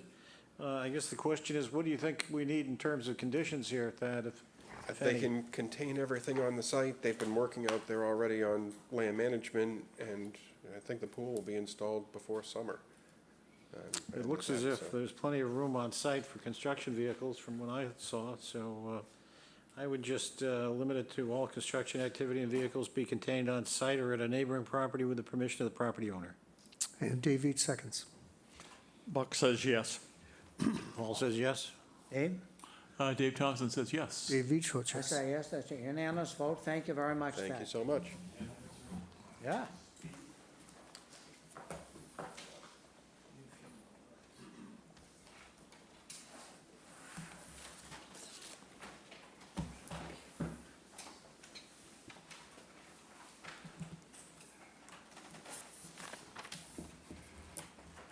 All right, Sarah, 22-101. Application number 22-101, Shipslight Real Estate LLC, care of Theodore Stryber, 15 Linden Tree Lane, Chatham, Mass. 02633. Owner of property located at 79 Cross Street, also shown on the Town of Chatham's Assessor's Map 15D, Block 109, Lot 3. The applicant seeks variances from the maximum allowable building coverage, as well as the road and abutters setback requirements under Appendix 2 of the protective bylaw for the construction of additions. Also proposed is the partial demolition of an existing shed and the installation of exterior mechanical system appliances, AC condensers, within the required abutters setback. A dimensional variance is required under Mass General Law, Chapter 40A, Section 10, and Section 8D2C of the Chatham Protective Bylaw. With the, I have a similar situation that Attorney Ford had with same project, one requiring a series of variances, and a second application which requires a special permit for those same dimensional issues. So why don't So, you describe the whole project, and then we'll take each one individually. Okay, Yeah, that's what I was I going think- to suggest. So I'll have Sarah read the second one, so, Okay, as then we opposed to can, what we had to do before. Application number 22-102, Shipslight Real Estate LLC, care of Theodore Stryber, 15 Linden Tree Lane, Chatham, Mass. 02633. Owner of property located at 79 Cross Street, also shown on the Town of Chatham's Assessor's Map 15D, Block 109, Lot 3. The applicant seeks to enlarge, extend, or change a nonconforming structure on a nonconforming lot via the partial demolition of a multifamily structure and the construction of additions. The existing multifamily structure is nonconforming in that it is located 20.9 feet from the road and 6.6 feet from the westerly abutter. Also proposed is the partial demolition of an existing nonconforming shed, which is located 1.3 feet from the southerly abutter. The proposed additions will be non-conforming in that they will be located 20.9 feet from the road where a 25-foot setback is required, and 12.1 feet from the westerly abutter where a 15-foot setback is required. The shed will be non-conforming in that it will be set back 1.4 feet from the southerly abutter where a 5-foot setback is required. The existing building coverage is 2,085 square feet, 24.2%, and the proposed building coverage is 1,985 square feet, 23%, where 15% is the maximum allowed. The lot is non-conforming in that it contains 8,630 square feet, where 20,000 square feet is required in the R20 zoning district. A special permit is required under Mass General Law, Chapter 40A, Section 6, and Section 5B of the Chatham Protective Bylaw.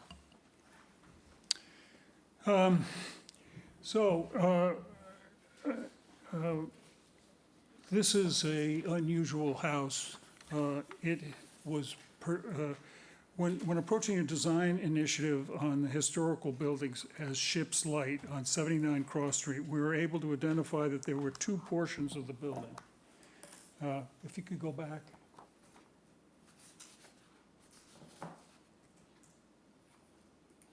So this portion right here, starting right there and going across, is identified as the Greek Revival building, and you'll see on the elevations what I'm referring to. And then in the back, there was a series of additions, porches, and other parts that were built subsequently. It has come to our attention that this portion here was built pretty much contemporaneously with the main building, 1828, but could be a little later. There's some differences in the foundation, some other issues in the way the building is built, and an outdoor porch was built and then removed. We have very little to do with this front 1828 building in terms of modifications on the outside. All the particular changes have to do with upgrading a kitchen, upgrading a bathroom, doing various parts in this main part. In the back, however, there's such a mishmash of different parts. However, there is, as I said, historical walls going in here. So we're going to preserve those walls. We're going to reinforce the second floor on this part, and then build a new, from the top of the plate, which comes up to this height on the outside walls, build a new 10 and 12 roof with dormers, so that the second floor here is rid. The floor changes, the floor goes along and then makes 2 steps down and then 2 steps up. And the dormers come down, so you're walking around like this on the second floor. So we will have a full height, but because the way we have structured this piece, the ridge will be some 2.5 feet, 2'6" less, than the ridge of the main building. The ridge of the main building is not going to be altered in any way and will remain the same and is 23.3 feet above ground, so its height.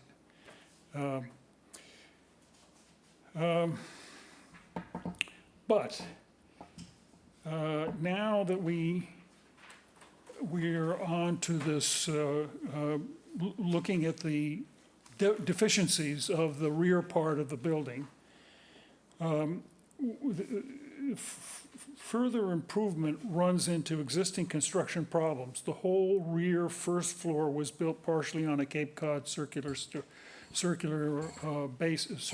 cellar, and a crawl space that has only 1 foot of clear space underneath.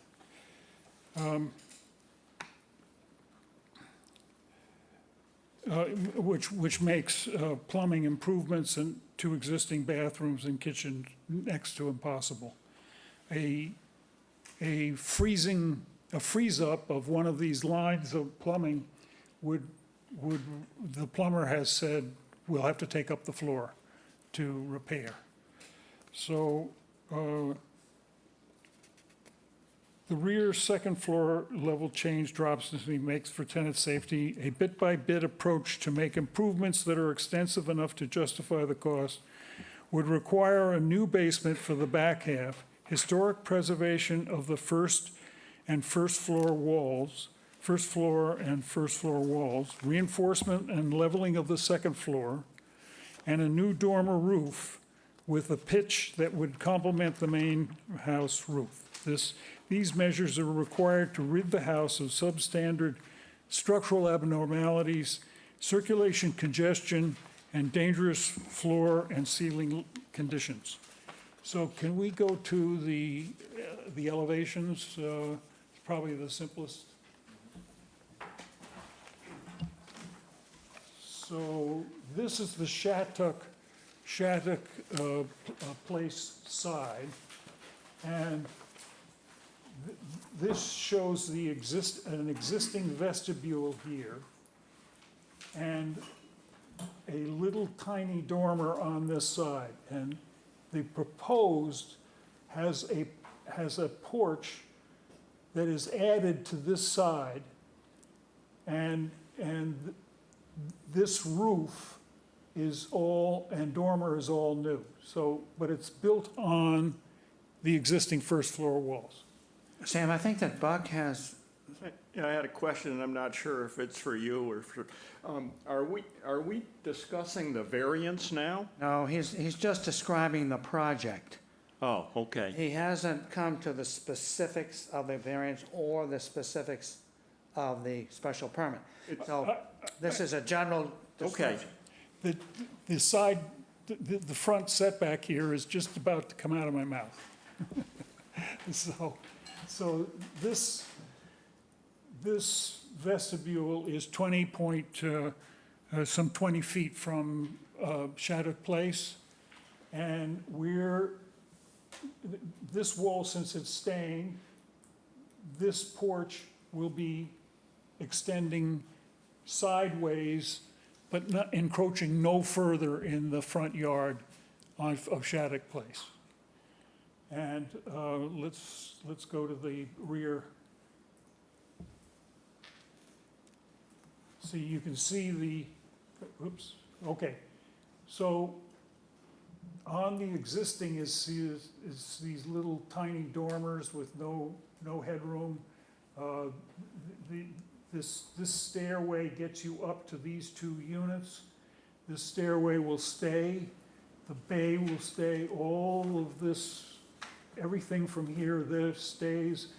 But this part is extended as if this wall here were extended to this corner.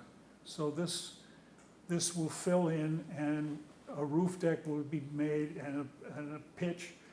This allows us, if we could have the end elevation. See, we are able to get a 10 and 12 roof, which is the pitch of the main building, and continue up a little higher so we get better headroom over that whole portion of the room and have a proper unit, rental unit there. So that's, if we could go back to the, to the site plan. So if you we're removing this porch, we're removing this little vestibule here. So that doesn't make up in coverage what would be so that we have no coverage, no additions to the coverage. So what we decided to do is to take this shed down here that is a storage shed, but it's also has a laundry in it and has some other things that we could take off 4 feet or so and reduce the shed to under 100 square feet, whereby the shed at 100 square feet the shed in total is removed from the coverage calculation. So in the end result is a reduction in coverage, even though we're adding this and the little porch out here. So that's that, plus I told you about this little addition here. That 12.1 is the same dimension of the main part of this. So we're, again, we're restraining ourselves to remain with no further encroachments into the backyard. So this doesn't go any farther. This whole west side has a 1.3 here, a 4.7 here, a 6.6 here, and a 9.1, and you get to the furthest one away at 12.1. So I think we've managed the site as best we can, but we can't, there's no way to build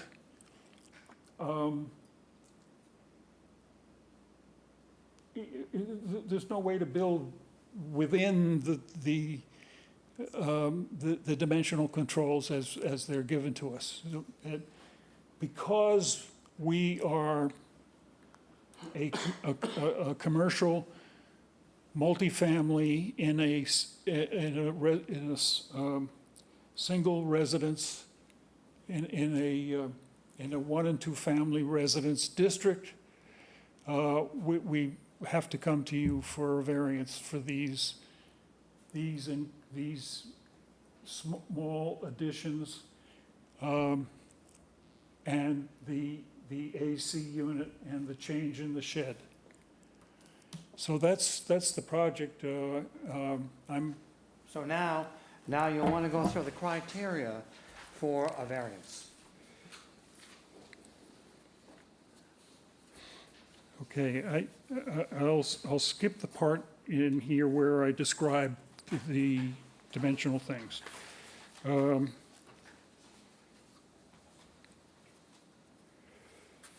So these proposed design changes, while improving both rear rental units, require the well-proportioned porch on the east side of, I've already read that. No, I'm going to do this, because this sets it up. The proposed design changes, while improving both the rear rental units, require a well-proportioned porch on the east side. The filled-in corner on the west side, the increase in the coverage on the property,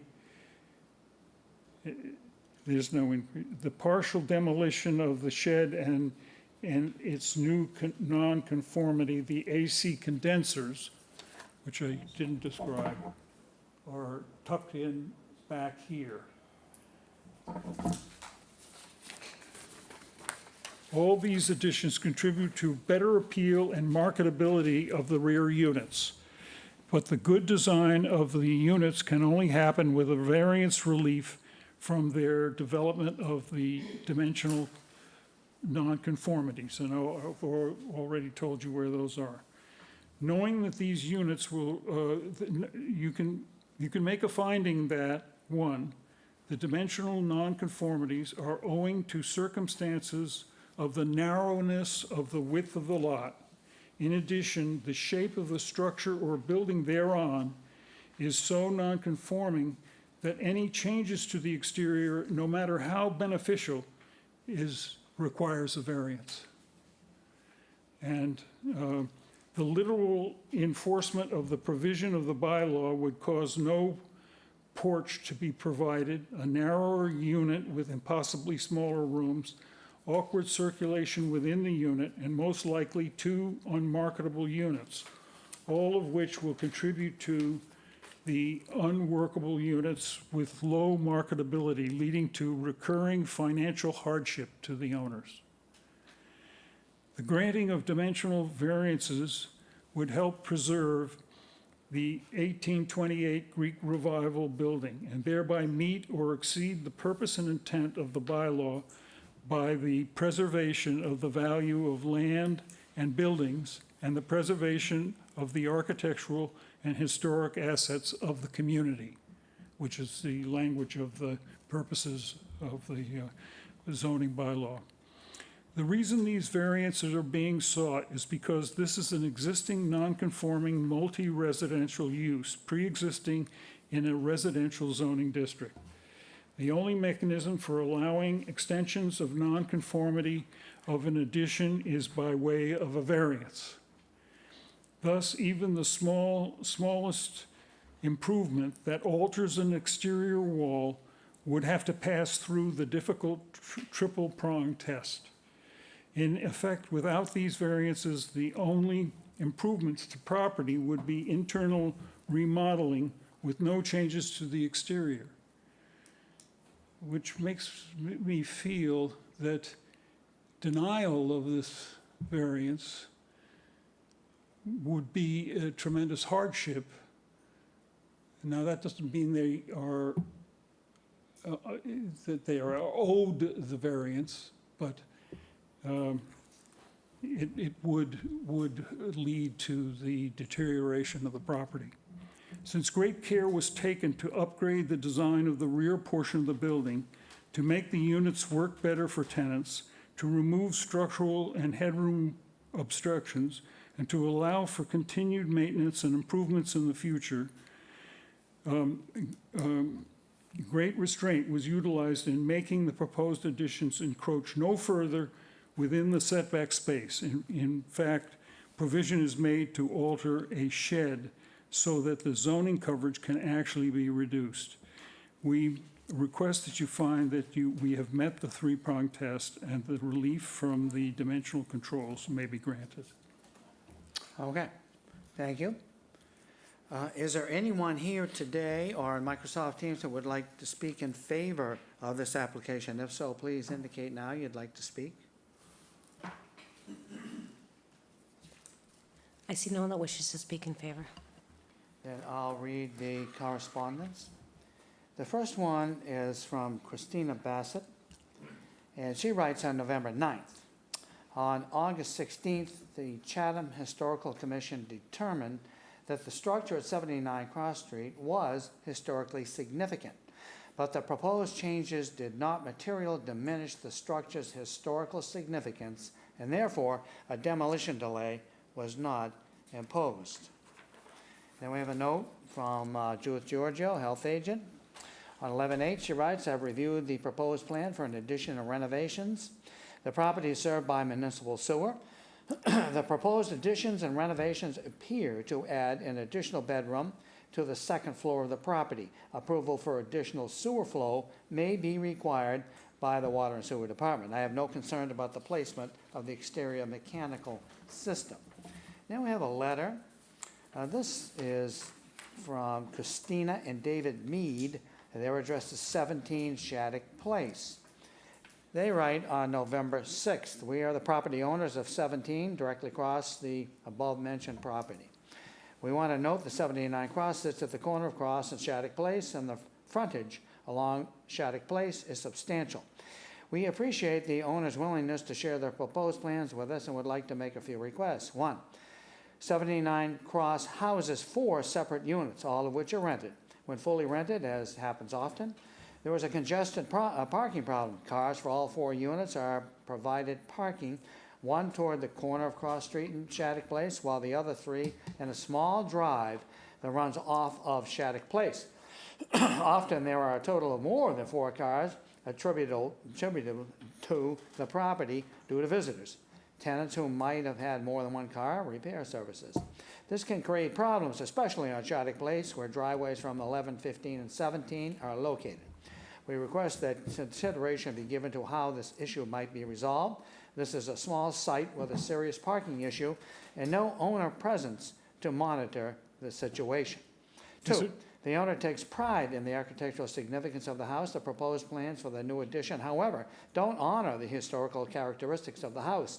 The size and shape of the windows, as well as the decorative railing that runs along the Shattuck Place side, are not deferential to the features of the original house, especially the older section facing cross. Three, we request that should this renovation work proceed, there will be no external work during the period from Memorial Day to Labor Day. Additionally, we request that vehicles such as vans and trucks associated with this project be accommodated on-site and certainly not on Shattuck Place. As mentioned above, parking associated with this property can be problematic, and this would certainly be the case during a construction project. We appreciate you distributing this note to the appropriate parties. Mr. Chairman, these two letters are about parking and other things, and I think are germane to the second to the special permit rather than the variance. So that's my. Then we have a letter. This is from Stephen and Margaret Hecht, and they write on November 2nd. Our home is located at 15 Shattuck Place and is situated directly across Shattuck Place from 79 Cross. Upon exiting our driveway, the retaining wall in the 79 Cross Street property is very much in our view. Our objection to the above application is primarily based on activity in the 100% commercial usage of said property in a residential area. When voting on the above, we would appreciate your taking into account the following concerns. 1, 79 Cross Street is now an LLC. This property will only be used commercially as a business. As such, profit is the overriding objective from the many non-conforming requests noted in the applications. There is not one item in the applications that looks to improve the property relative to its residential location. 2, there are certainly many variances required for the application to move forward. 3, overflow parking occurs along the retaining wall at the end of our driveway, which makes it difficult to turn left or right upon exiting the driveway. We would request that no cars be allowed to park there at any time. Perhaps a sign should be posted. 4, also, it has always appeared to us that the retaining wall extends into the street of Shattuck Place, thus making the street narrower even without cars parked on the street. 5, parking is an issue. There are 4 suites in this property, and it's difficult to park that many cars without overflowing onto Shattuck Place. It becomes impossible when a customer brings more than one car. 6, there is no system currently in place to check on the number of occupants at any given time. Shouldn't we be concerned as regards the unknown flow into the town's waste treatment facility? Perhaps with the outstanding number of variances required to approve the above, it might be time to slow down and think about how we as a town want to manage commercial for profit properties in our beautiful residential areas. Even more so in these areas that abut the downtown and make the for-profit aspect that more attractive. And that's the extent of the correspondence. So Sam, I read the correspondence for both because we read both applications, okay? All right. So, did you want to speak to any of these issues? Well, I think, do we have well, the owner is more appropriate about parking. She has dealt with parking over the years, and so I would defer to her to talk about. Okay, well, we're talking here about the criteria for the variance. Well, I just read that. Okay, fine. All right, then we'll have questions from the board. Bob? Does this house have to have fire suppression in it, like sprinklers? It doesn't have those. All right. And I think the number of units don't require it. It's because it's. Jay, would you like to speak to that, please? Thank you, Mr. Chairman. If it was new construction, if they were building it today, 4 units would trigger the need for a sprinkler system. Yeah, that's what I was going. Okay. And Are all 4 units, do they require town permits?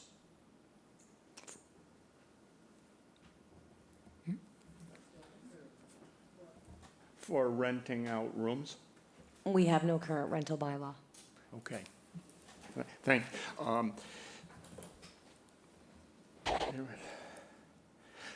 so you're, in request D that you submitted with the paperwork, Yes, the bottom paragraph, I guess the second sentence up, being unable to correct this condition severely limits the marketability of the units and reduces the revenue obtained. Are you saying that's the financial, that's the substantial hardship? yes.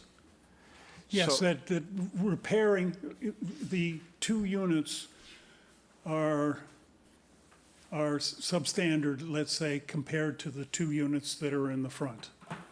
And so people occasionally decline to take the rear units, and so they are less marketable because they have these idiosyncrasies, let's say.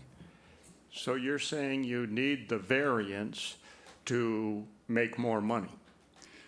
That sounds like the reverse of a substantial hardship. No, we don't, it's not so much to make more money. It's to have a unit which would be acceptable for sale to more people, so that it would sell, it would rent quickly and be more. It also needs, there's a financial, to be kept as something that's substandard is not right to, for maintenance and for long-term viability. All right. Thank you. Let's just say in the last 2 or 3 years, what's the rental history been on these units? Have you been able to rent them consistently? I'm not, I don't have that. If the owner can answer Okay. that. Yeah. Hi, I'm Allison Coleman. I own the house with my father through Ship's Light LLC. I want to start out by saying this house has been summer rentals for 80 years. And before that, it was used as a rooming house. It was a dentist's office. It was a doctor's office. It was a convalescent home since between World War I and 1940. And in early 1940s, it was converted to 5 rental units. The standards of, and then my grandmother bought the house in 1972, continued to rent it as 5 rental units. After she died in 1992, my parents and I reconfigured the inside a little bit and actually reduced it to 4 units. And it has been rented as 4 units in the summer for the last 30 years. And what we've seen over that time period is that, the standards of what is acceptable for a summer rental has really changed over that time. People want more space. Also, if you took a tour inside the house, the back upstairs apartment, you have to duck to go through doors if you're taller than I am. There is no indoor shower. There is only a toilet and a sink indoors. And that it used to be that people would rent apartments like that in the summer, and that's not the case anymore.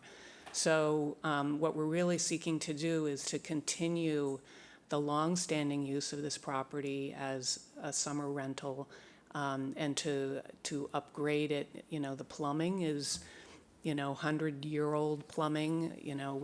We had a plumber do some work this year on it and told us that they would have to tear up the floor to replace the aging plumbing lines. It is not viable to keep it as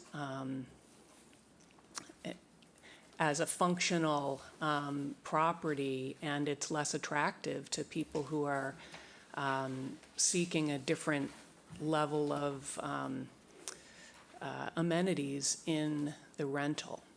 So we're really just trying to bring the property, upgrade the electrical, upgrade the plumbing, make sure that we can actually reach the plumbing, not have people duck under doorways if they're over 5'9", and to have an indoor shower. And the footprint is very cramped, and as Sam said, it's a little, it's a house that has been added to over the last 200 years in a very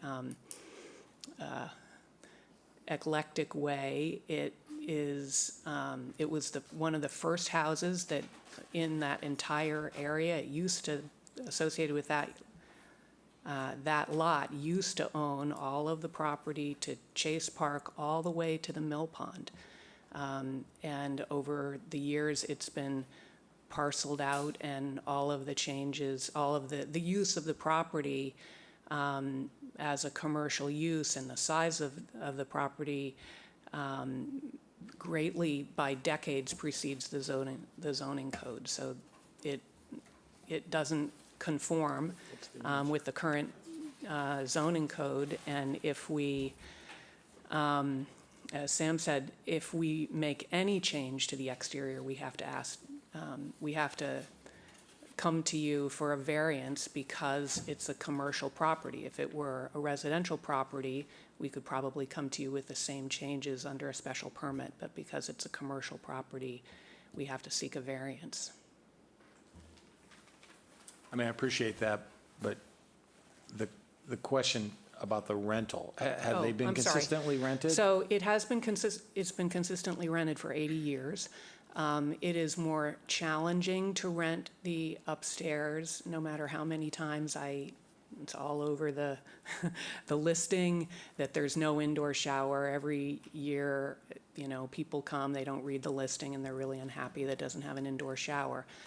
We've had people leave when they got there because it didn't have an indoor shower. So it's not that it doesn't rent at all, but we are seeing the rental income from particularly those two back apartments go down. From what? From what they had been when people were happy to rent apartments that didn't have the same level of amenities that's expected now. And just so I can clarify my own mind, your position is that you need these exterior changes in order to affect certain things inside? Is that? That's an architectural truism, actually. You can't, in many ways, if the container isn't going to support the changes inside, then you can't do them.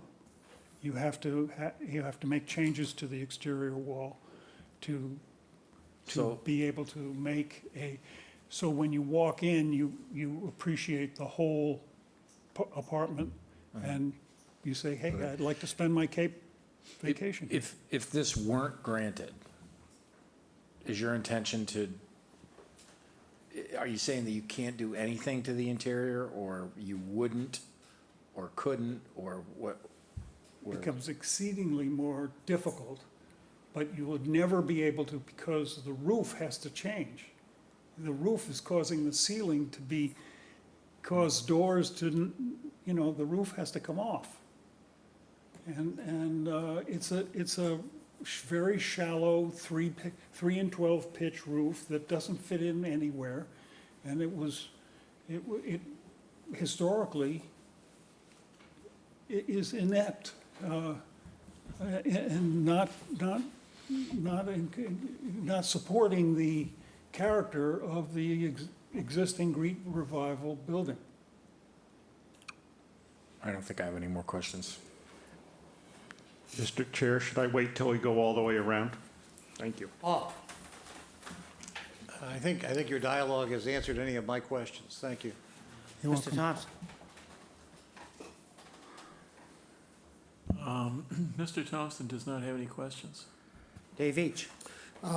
Excuse me, most of my questions have been answered, but I just wanted to ask, maybe Thad could tell me, looking at the site plan, it appears that maybe the retaining wall along Shattuck Place is over the property line, is that correct? Hi, Thad Aldridge. Yes, that's into the street layout. Okay. Okay, great. Any other questions I think I had have been answered so far, thanks. So this is a question for the chair because I'm concerned that this isn't the place to ask it, and sometimes I need guidance. But when we're talking about a business and we're talking about the need to get a variance because they're having trouble getting people to fill the occupancy, and we're running a business, and sometimes when you're running a business that involves profit, and I don't think I really want to get into a discussion publicly about, thank you. Good night. No question. Okay. Dave, I'm sorry. Sure. So, and actually, I wanted to, I think Allison clarified it, but Jay, could you just confirm for us that because this is a commercial use for this building, these changes, any of them, require a variance, whereas if this were, say, a single-family dwelling, probably most of them are already they're pre-existing nonconformities. But if the use were as a one or two family dwelling, they would be able to petition us via special permit to make the changes. Is that correct? You're exactly right, Dave. If it were a one or two family dwelling, typically you see these all the time, they're addressed by special permit. Okay. But because this isn't a one or two family dwelling, it's a multifamily dwelling, it requires the grant of a variance. Grant of variance. And a little bit of history here, because I don't know all of the history. But this is I think there was quite a period of time in which the town was not interpreting the law in that way. However, a court case, Harrison case relative to the Citgo station in North Chatham came back, and it cited a snow-in case earlier on, which basically said that no, businesses can't get the same protections that one and two family dwellings do, and so thus that puts us in their need to seek a variance for us to make these kinds of changes. I'll move to close the hearing and move into deliberations. Dave Veach seconds. Need a vote on that, Buck? Buck votes yes. Paul? Paul votes yes. Dave Thompson, yes. Dave Veach votes yes. And I vote yes. Okay, deliberations. Bill? We're gonna, yeah. Yeah. This is a difficult one. I can appreciate what you're trying to do. I just don't think that it meets the criteria for a variance. And I think if we're addressing the variance right now, I really don't think that it clearly involves any substantial hardship. And without getting into all the question of profit and things like that, which we really don't want to do, if I were voting, I would be, again, it would be very difficult for me to support this. Paul? Well, I'm open to hearing what other people have to say in terms of the board and its deliberations. But really, part of the problem here is that zoning frowns on commercial use in a residential zone. So that, to a certain extent, that's where part of the issue comes from.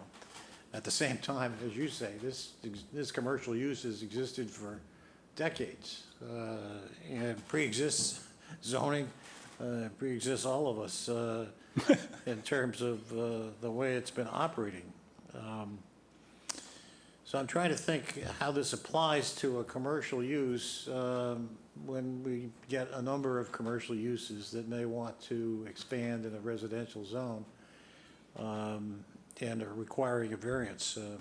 It seems to me what you're saying is that in this case, it's not so much the topography of the land or shape, it's more the structure itself that's creating the circumstances that require a change? Yes, that would be true, but the calls for variances are because the lot is so small and so narrow, and the lot is also burdened because it's on a corner with two front setbacks, which are more than what is a normal lot has. So that causes us to be non-conforming on one side, and it pushed the house back, and it does things that cause us hardship. Well, but in a way, you're not really increasing any of those setback problems with what you're doing. So it isn't so much the location on the corner. I mean, we have a lot of corner lots. It's really more the question that it's a commercial use.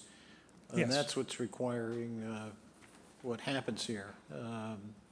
And the variance process is the only mechanism for proving or confirming nonconformities. So, for instance, because we're cutting off 4 feet on the back of the shed, now that shed, because we're going to be doing some work on it, now becomes nonconforming when it was pre-existing, it was grandfathered. So you're almost making nonconformities when the whole reason you chopped off the back of the shed is so that you could reduce the amount of coverage and reduce your character. It didn't change the buildings anything, but it does change the zoning criteria. Well, reducing the size of the shed actually makes it conforming, doesn't it, under the ordinance? No. It does not? Because it's not counting towards coverage? Because it's not counted towards coverage. But it's not counting towards coverage because it's going to be reduced to the 10 square feet, The 100 or the square. 100 square feet. Yeah. If I may, it will become conforming to the westerly property line. It will still remain non-conforming to the southerly property line, where it needs 5 feet, it'll be 2.4. Right. And then the 100 square foot or less than 100 square foot means that it's eliminated from the coverage calculation. It's eliminated from the coverage, and it's not becoming more non-conforming Correct, because it's already non-conforming as to that line. correct. It's really becoming less non-conforming with respect to coverage. Yeah, it becomes Yeah, conforming. it's still non-conforming, but Becomes it's conforming less as to coverage. non-conforming. Yep. And the problem really is you've got an old building that has existed for a long time, but the market has changed, so you're not able to get the kind of rental that you need to get from the way it exists now. Yes, that's correct. Okay, I don't have any other questions. Sarah has an interesting point to make. So as David Veach stated, the Rockwood and then reaffirmed by the St. Pierre case, which Harrison St. Pierre, which was the Sitco station, any non-1 and 2 family structure that extends within a setback or even continues along the same setback line, as long as it encroaches, requires the grant of a variance. 1 and 2 family structures can extend into a setback as long as they're already non-conforming solely by special permit. This house the lot was created just because I don't think I put it in the cover sheets. The lot was created in 1948, and the house is circa 1725. So all of those predate our zoning 1825, yeah. bylaws. Sarah? Was it 1825 or 17? 1828 was when it was 1828? built. The assessors may have a different number on there. Yeah. But both of them predate our zoning. And I wanted to ask, just to clarify, either you or Jay, because Paul was talking about this being in a residential zone, but I believe that this stricture with respect to variances in business extensions, it doesn't matter, that would be true in GP1. That's for any zoning Any district. zone. Any zoning district. Because St. Pierre's was a Correct. SB zone. Yep. So it isn't just in residential zones. So this requirement for a variance, it's businesses in all the zones of the town. Bill, I don't think you'll hear it when they're talking about the St. Pierre's. That's the gas station in North Chatham. It's now called Save On or something like that. So they came in front of us to turn into a Cumbies type of place, you know? And still sell gas, but all the other stuff. And we approved it. But there was one particular abutting neighbor who didn't, and that's this Mr. Harrison fellow, and he brought it, he challenged our decision, and the court ruled in his favor.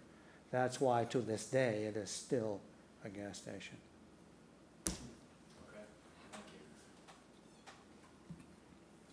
Any deliberation? I really don't know what to say. It's a business in a residential area. It's been there since time began. It's a very old house. The Colemans have 2 units they're not making any money on because they don't have showers. I don't really know at this stage of the game.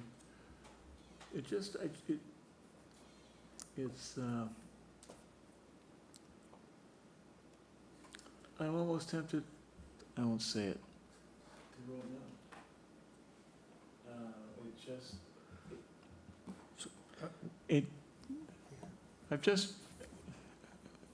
I think it just doesn't set well. Yeah, and I don't think they said that they weren't making any money on those 2 units. They're not making. They're making some, but they could make a lot more. So There you go. and I hate to say this, but this is all about the money. Sorry. Are we in deliberations? Is that where we are? Yeah. I've got lost. That's exactly I've gotten lost. Yeah. Well, I don't think, so I'm gonna put on my former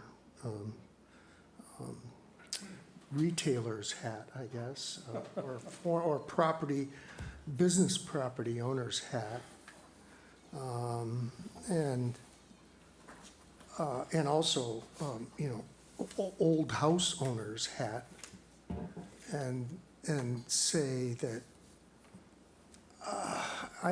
this isn't, in some respects, you say it's about the money, but in this particular case, absent our ability to find a way to grant a variance here, then they're basically constrained in what they can do in terms of even making improvements to that back L of that house. They're not joking here when they're talking about the plumbers and the objections to what they've got to might have to do to put plumbing in. And certainly, with respect to the ceiling height, there's no question. I can look at the drawings of the existing, and I can see the cramped ceiling height. You look where the windows, tops of the windows are, where the roof comes down, and so there are reasons other than the money. First of all, this is going to cost them a fair amount of money to do this, but I think that the impetus is the whole idea of much of this, or a big part of the idea, is to be able to allow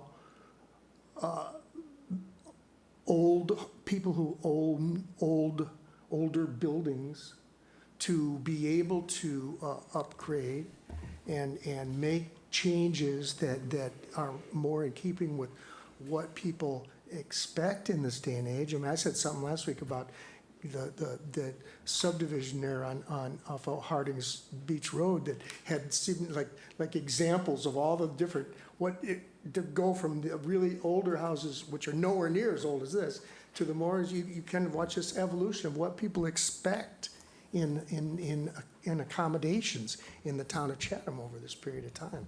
So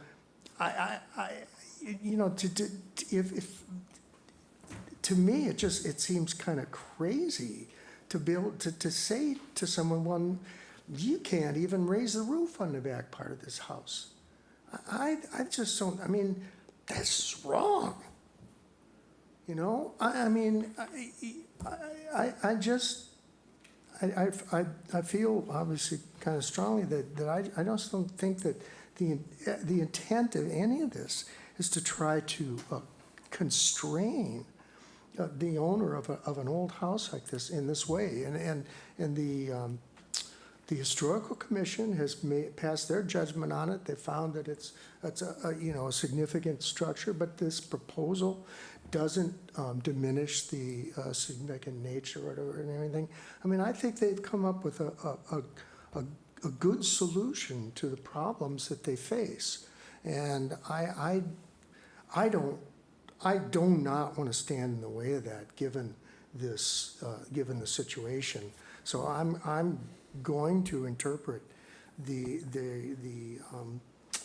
standards that we need to apply. I'm going to interpret them to say that this meets those standards. This situation meets those standards. Maybe if we get into the special permit thing, I do have some concerns about parking. I had concerns about that when I went out and looked at it, you know. But that's not germane. That is not germane to the variance request thing at all. So that's why. But Well, I wasn't at the town meeting when they decided to put variances on commercial buildings and let residential stay special permits. There must have been some argument. They know that variances are a very high standard, and I think our record has been, we don't hand them out. Sorry. Buck, that wasn't town meeting, that's Supreme Judicial Court. Was it court? Yeah, that's the courts. That sounds even better.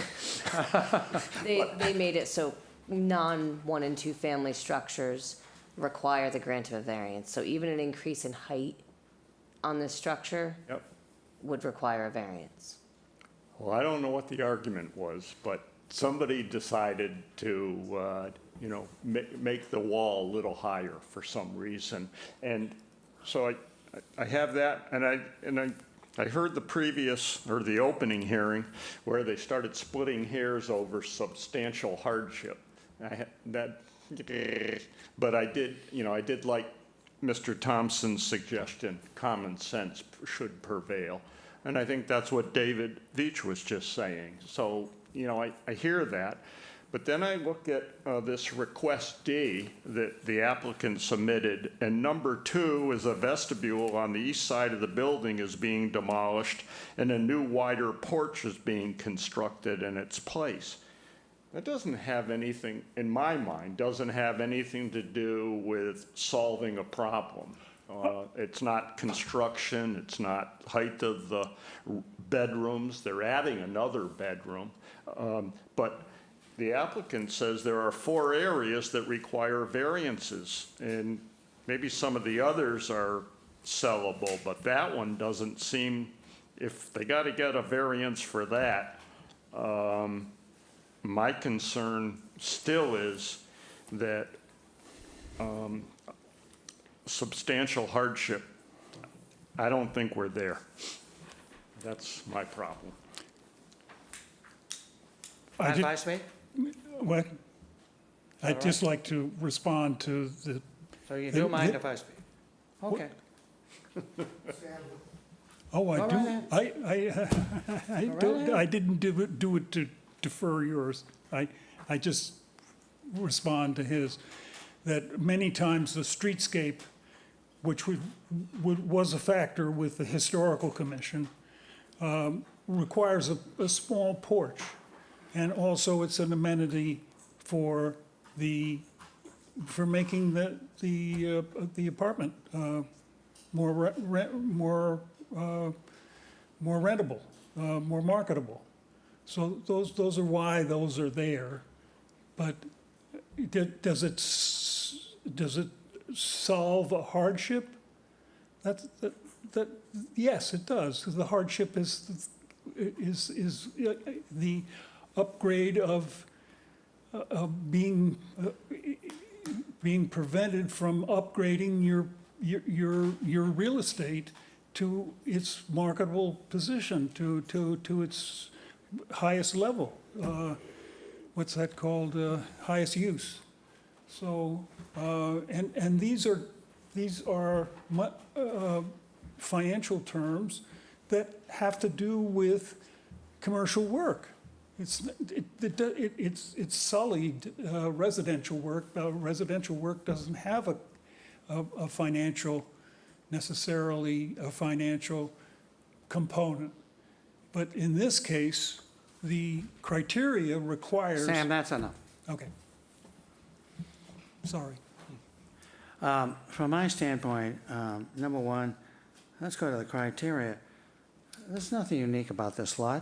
Where this is, all those lots are unbelievably small. You go down Shattuck Place and all the rest of it. And the business about the hardship, this isn't substantially, this is an effort to maximize profit. That's what it is, you know? I didn't hear anybody suggest that maybe you take that and you turn it into 2 great apartments instead of 4 that you're trying to, you know, rent them all out and all that kind of stuff, or maybe even 3, you know? I haven't heard that. So, to me, it doesn't qualify for a variance because of number 1, the lot. Number 2, this is not a substantial hardship when you've owned something for so long and you've known over a long period of time, oh, eventually we're gonna have to do this, or the plumbing's gonna go, or the electric's gonna go. This is natural. This is true with your house. Never mind a 4th family like this. It just doesn't qualify for a variance, and that's the way I'm gonna vote. So, Sam, I'll give you a choice. We can have a vote, or you can withdraw. Withdraw. Because I think, you know, it's up to you. I'm not saying anybody Well, else would I'm vote very no. disappointed you don't see the I'm sure aspects you're very of it. disappointed.